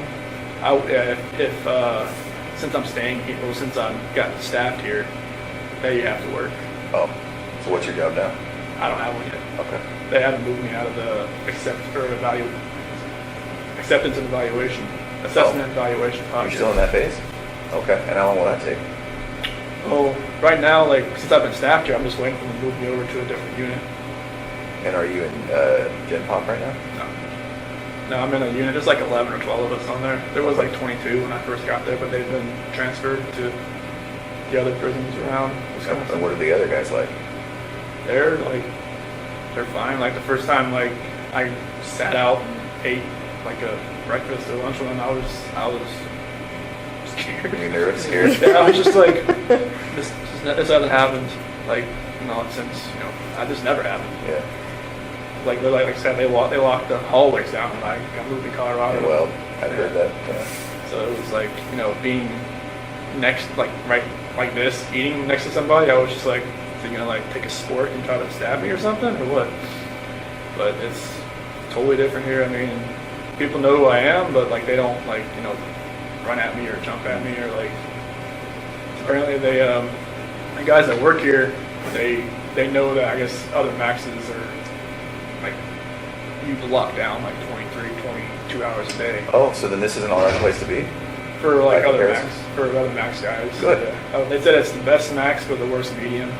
Oh, Because if you're max, you're working, so you're out at your cell working, like if you're a clerk or if you're in the kitchen or if you're in the rec area, you're doing something. okay. But yeah, they said like if you get staffed here, it'll be best for you. Plus, they said it's not as like rowdy as some of the other places. Yeah. Oh, that's pretty intense. Yeah. So like, I mean, I'm going to the GP area. I just don't know when. And you think it'll be while you're here? Okay. Yeah, they said like I guess it could take it takes a while to get moved from max to medium because in Colorado I was classified as minimum restrictive, but with the charges it would have been medium. But here it's automatically max. And what are the other guys in for? Do you know? They said most guys in here are for like gang snitches and sex offenders and mainly people that have 20 years or more. So people who were in for a long time and who would otherwise have a pretty hard time at a jail Yeah. for whatever they did, Yeah. whether it be snitching or Yeah, like children or... yeah, or there's some people from other states here as well, and I guess there's a couple cops here too. Okay. Just things have happened, and they just don't think it'd be better. It'd be a lot better if they're here and not at another prison. You know? Yeah. Okay. So what kind of jobs are available? I mean, Well, it's like they'll probably have me in the kitchen more than like that's where everybody starts out, like either washing dishes or like putting food on the trays or helping pots and pans, something like that. right. But they have like libraries. They have like I think this is the PSU area, the psych area. So they'll have like different guys doing clerk stuff around here. I mean they have over like 300 GP guys here that are like live here.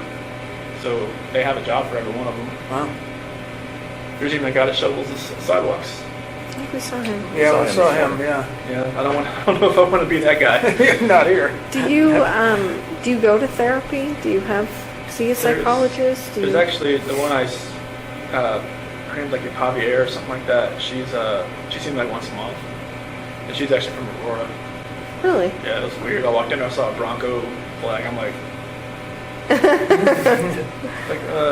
okay, who are you? But yeah, it's.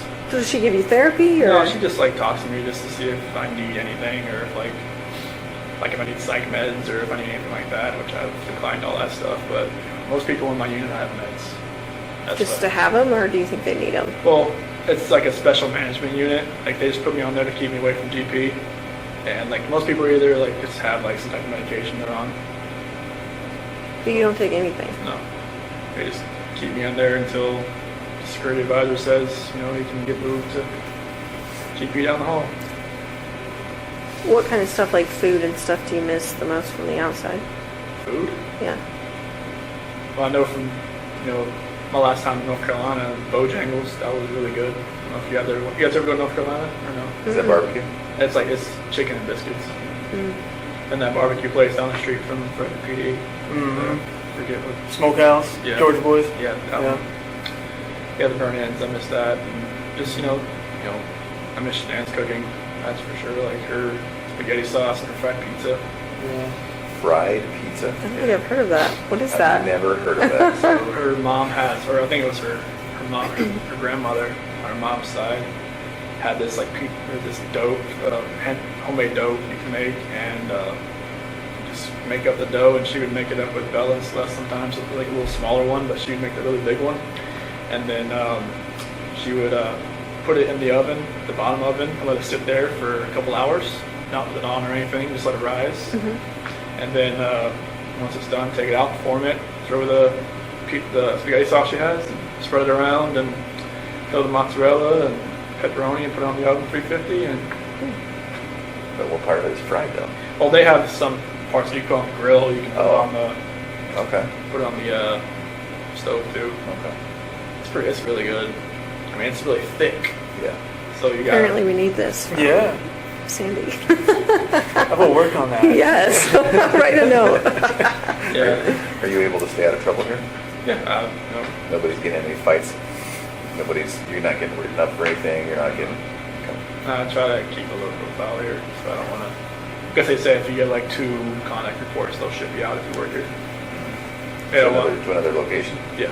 Oh, so then does that incentivize people keeping their nose down? Yeah. Okay. Yeah, because I guess a couple guys got busted for having a cell phone. Oh. How they got it in? No kidding. Yeah. Like that stuff just baffles my mind how that stuff gets to. I mean, they won't even let, like, if somebody sends me a letter and it has, like, like, someone sent me a Christmas card with glitter on it. They'll let me have it because it's glitter. Because, like, it's contraband. So, like, yeah, I don't know how people get cell phones and stuff in here.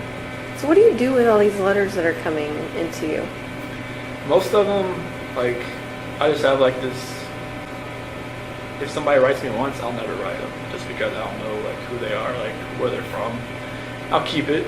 If it's like a weird letter, I'll shred it up, throw it away. If it's like a supportive letter, I'll keep it around, just like, a supportive letter. And then like I've had some people like write me like a second and third time, but they've changed the way they talk, or like they just said different things. Like there's like this dude in like California that wrote me. He's a senior in high school, and wrote. He's like, okay, dude. I look up the name, like, okay, shred it up, threw it away. He wrote me again like 2 weeks ago. Totally different. Like never mentioned like his age, never mentioned his study, like, hey, like I support you, I'm like all this, like that. Like if I didn't recognize his name, I would have known like he was just an 18-year-old kid, senior, trying to just like probably just get information. Trying to, because there's been like journalists and like other people like you can kind of tell like they ask a lot of questions. But I tried to like take into effect who's writing me and like just not to respond. Like I've responded to a few people just because like either my parents have talked to them on the outside and then I kind of know, okay, it's a real person. Oh. But like there's some people that like it seems like they're just trying like to get help for themselves too. Like some people ask like like just for spiritual advice. They're asking for spiritual advice from you. Yeah, like if they're not asking about the case, I'll write them back. If they ask about the case, I don't write them back. You think you'll be in love again? There's a lot of women out there that are in love with you. No. I don't think that's gonna happen. I'm not the guy that's down the street or whatever his name is. I've heard enough about that guy since I've been here. What have you heard about him? He got engaged over a letter. He did, yeah. That's pretty insane. But yeah, I don't see myself being in love ever again. Do you have some ladies that are giving you a lot of, like, just telling you that they're in love with you and that kind of stuff? Well, I've had a couple letters that have been like, I hear you get a lot of letters from lady friends that tell you all you need to know. And I'm like, I don't get those letters. Trust me. Like I guess there was one letter in Colorado, someone sent me a picture of them in a bikini, and then it's like went on from there. That was like the only letter I ever got. That was like that, but the press took it and just went with it. Yeah. Do you ever get requests from the press? Mm-hmm. And how does that work? Just tear it up.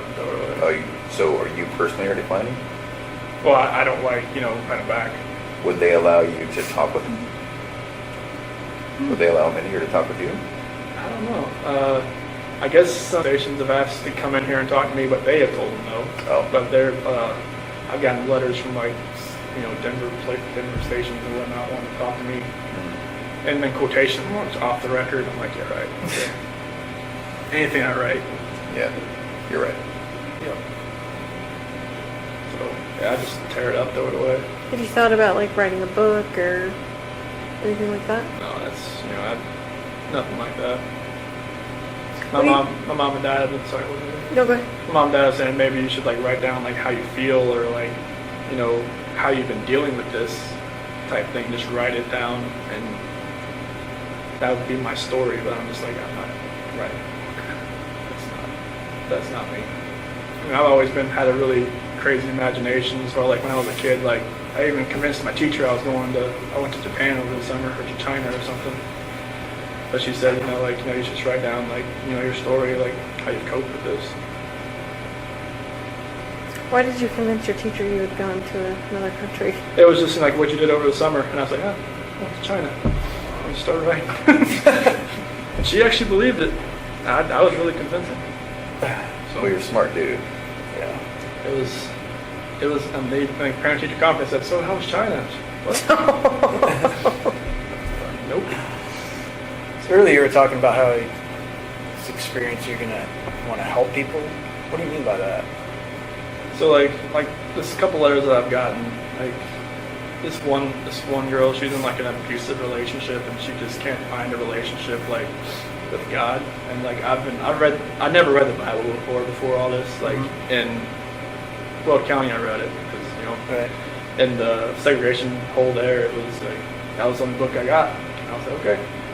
I read it cover to cover, and I never thought I could, being how many pages were in the Bible, but it stuck with me, and like I've been reading it more and more here. Like I got a different version here. I've just been reading it and just writing down like a couple scriptures a day, like to give to my mom and dad. And they've been like making a little journal and stuff like that. And my Uncle Johnny and his wife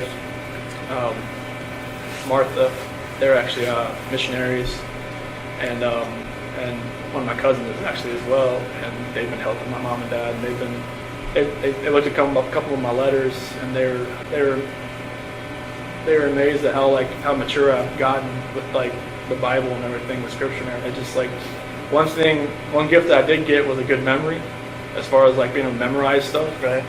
And like that's what happened with cars and with the oil field. I can just memorize acronyms like that. And I've been memorizing a lot of different scripture. I can just kind of like help people that way. And just like there's been inmates that have left my unit and went to a different place and have written me just to ask like, you know, can you give me a couple of scriptures to help me through this? Like, do you know of any? I can help somebody that way. Yeah. That's good. Do you get to go to school or anything? They don't have any of those programs here. Oh, they don't. It's a evaluation prison, so they don't. I think this is when they have the sex offender class in here. Mm. That's the only thing they really have. You can go to that? No. No, I always ask, like, why do people go in there? And they're like, you don't want to go in that class. Like, oh, You stay away from that okay. class. I'm like, okay. Yeah, that's the only thing they have here. But they have other, like, that's like the map of the prisons they have here. Yeah, I was looking at that earlier. Oh, wow. They have a lot here. Yeah. Like 3 right in this area. Yep, they're right around here. I was just amazed that one thing I did see out the window when I first, there was like a neighborhood that's right next to the prison. Yeah. So just like, is I've that done the same thing. Yeah. weird? Because like in Colorado, it seemed like they're all like out in the middle of nowhere. Yeah, Right. Sterling's in the middle of Yeah. nowhere. Yeah, Okay. Easy. Well, we might take a little break right now. I think it's almost time for you to eat lunch. Yeah. Like 20 minutes. Felt like the polygraph. Everything just like. I look up the time. I'm like, oh wow. It's been 4 hours. Holy cow. They might let us come back and talk to you. Okay, There might be a couple more things we want to go over. Is that something you're up for? that's fine. Okay. And then the other thing is, we might be back in a month and a year and 2 years, if you're up for it. Now that's way down the road, but I guess maybe in the back of your mind, just think about that. And I hope so far today's been all right for you. Yeah, it's been. Honestly, when I walked in, I was just like, wait, I know these Where do I people. know these guys? I looked at you. I'm like that's not the site counselor. That's, oh my gosh. Okay. Yeah. They're Colorado people. Because I passed that A&E sergeant. I was like, all right, who am I meeting? And I'm like, oh, it's not the A&E sergeant. Yeah. So there's a possibility we might not make it back today. I just want to let you know, but Okay. we might. We really appreciate you talking to us. Thanks Yeah. for coming. Yeah. Total took me off guard. I didn't know idea this was Yeah. happening. Yeah. And again, this isn't it. Your case is over. It's closed. So that's not what today's about. So, okay. We really appreciate it. You did a lot of things really well, really good. You made a lot of good decisions. And obviously, we're here because of just one bad decision, but I think that you've taken steps to get past that. So yeah, we might come back after lunch if that's all right. That's fine. Okay. Cool. I'm gonna go see if I can grab somebody.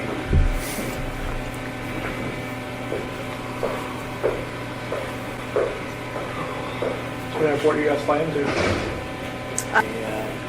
I think I had the better drive. I think you probably did too. Mine was like 50 minutes. Ours was like 2 hours. Yeah. It was snowing. snow, It's pretty nasty Lake out effect. there. Yeah, the wind's blowing.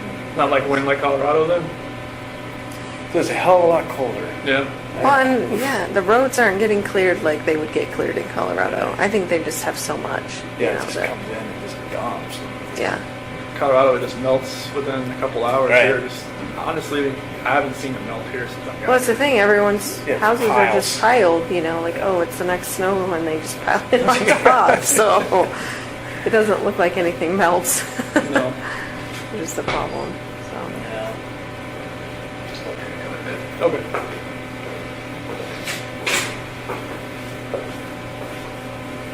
Do you guys go outside for rec or anything, or? No, not when it has to be over 50 degrees. Oh, so you won't be out for a while. No, they have like a rec, like a little basketball court down the hall from where my unit is. So we get there about 5 days a week for like 40 minutes. Nice. So it's a good chance to just get out and just run around a little bit, just stretch our legs a little bit. Yeah. Any weights or anything you can use? Yeah, there's some weights in there. We go with another unit, and they're it's the infirmary unit that goes with us, and most of them are like in wheelchairs and whatnot. So we're kind of like, I just like let them do. I don't want to get in their way. Just like let them like there's like the pull downs and the Right. lats and all that kind of road machine and stuff like that. So it's pretty cool. Yeah, but I think they have like a track or something like that you can run around once we go outside. Mm-hmm. Colorado, they let you go outside. Like, I never went outside, but like at the DRDC, they just said, "Do you want to go outside? Let you go outside. That's cold." Thanks. Buyer beware. Hey, should I go eat more wreck today? You're like, no. Like, no, it's like 30 degrees outside. You can go outside if you want. It's like, okay. But their version of wreck was like they put you out in a little cage and let you like kind of walk around for a little bit Yeah. at DRDC. It was a little different there. Hey, if we don't want to come back, I just want to let you know, I talked to your dad the other day. Okay. And just to get your property released to him. Oh, that phone and stuff? Yeah, your Okay. phone and what else? Wallet. Your wallet. Okay. Yeah, and we have some other things too, so. But I have to wait for the DA to release all that stuff and then Okay. red tape crap. So. Gotcha. But then we'll send it off to him. Okay, awesome. Thank you.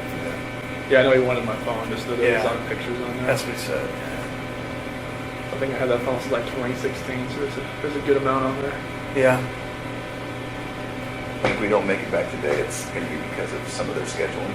It's not that we don't want to talk to you some more. It's fine. There's more things we can talk about. Okay. But if we don't make it back, that's why. Okay. Yeah, it's a holiday, so I figured they'd be pretty much open. Yeah. Yeah. So I didn't see many people walking through the hallways when I came down here. Usually there's a ton. Of visitors or what? No, just a ton of people, just like workers walking up and down. It I seemed pretty see. sparse. Yeah, it did seem sparse, didn't it? That's one thing I was shocked about when I walked around here. I was always used to seeing everybody in handcuffs walking around the hallways. Here, walk up and down. That is interesting, right? I thought the same thing. I couldn't tell who was who. Yeah, it's like You can't necessarily you tell. You see the red tag, it's like an inmate, but it's somebody else. It's somebody who works here. Oh. Or like somebody that's like actual civilian who works here. So then you're not in shackles and handcuffs that often? I haven't been since I got here. You're kidding. Huh. That's why I was amazed. I was like, when the guy took me in the hallway, I was like, anything? No, just keep walking. Yeah. That's my psych counselor was saying, this isn't a max when she first got here. Like, no, it's like max or something. They just like, you know, if you want to act up, they'll put you in. Abuse it. You'll earn those shackles back. Oh yeah, they'll put you in handcuffs, take you to the hole, Yeah. Yeah. and then they'll ship you out of here. They have a solitary here. Oh yeah, they'll strap you out to the bed. Oh yeah. Yeah. Jeez. You can't move. Yeah. A reminder of behave, right? Yeah, it's like don't Not that you need it, don't but- pass food, don't pass anything that's not yours. Otherwise you're gonna. Do you get to buy like commissary and stuff? It's different here. It's like a bubble sheet instead of like Colorado is like a little touch screen you can do. Uh-huh. But here it's like a little Scantron. You send it off to like Missouri, and it's the same company, but it just takes longer to get here. Yeah, it's Like what kind of stuff can you buy? like ramen soup and peanut butter and oatmeal, like lemonade mix, stuff like that. I usually just get the oatmeal and the ramen soup. Do your parents put money on your books then? Yeah, I'm not sure how like that restitution stuff's gonna work. I'm sure like that'll like whoever sent me money on the canteen will probably like it'll take a little bit of it too. Oh, yeah. Just right here. Okay. Ready? Yeah. Alright. Thank you. Thank you, Chris. All right, thank you.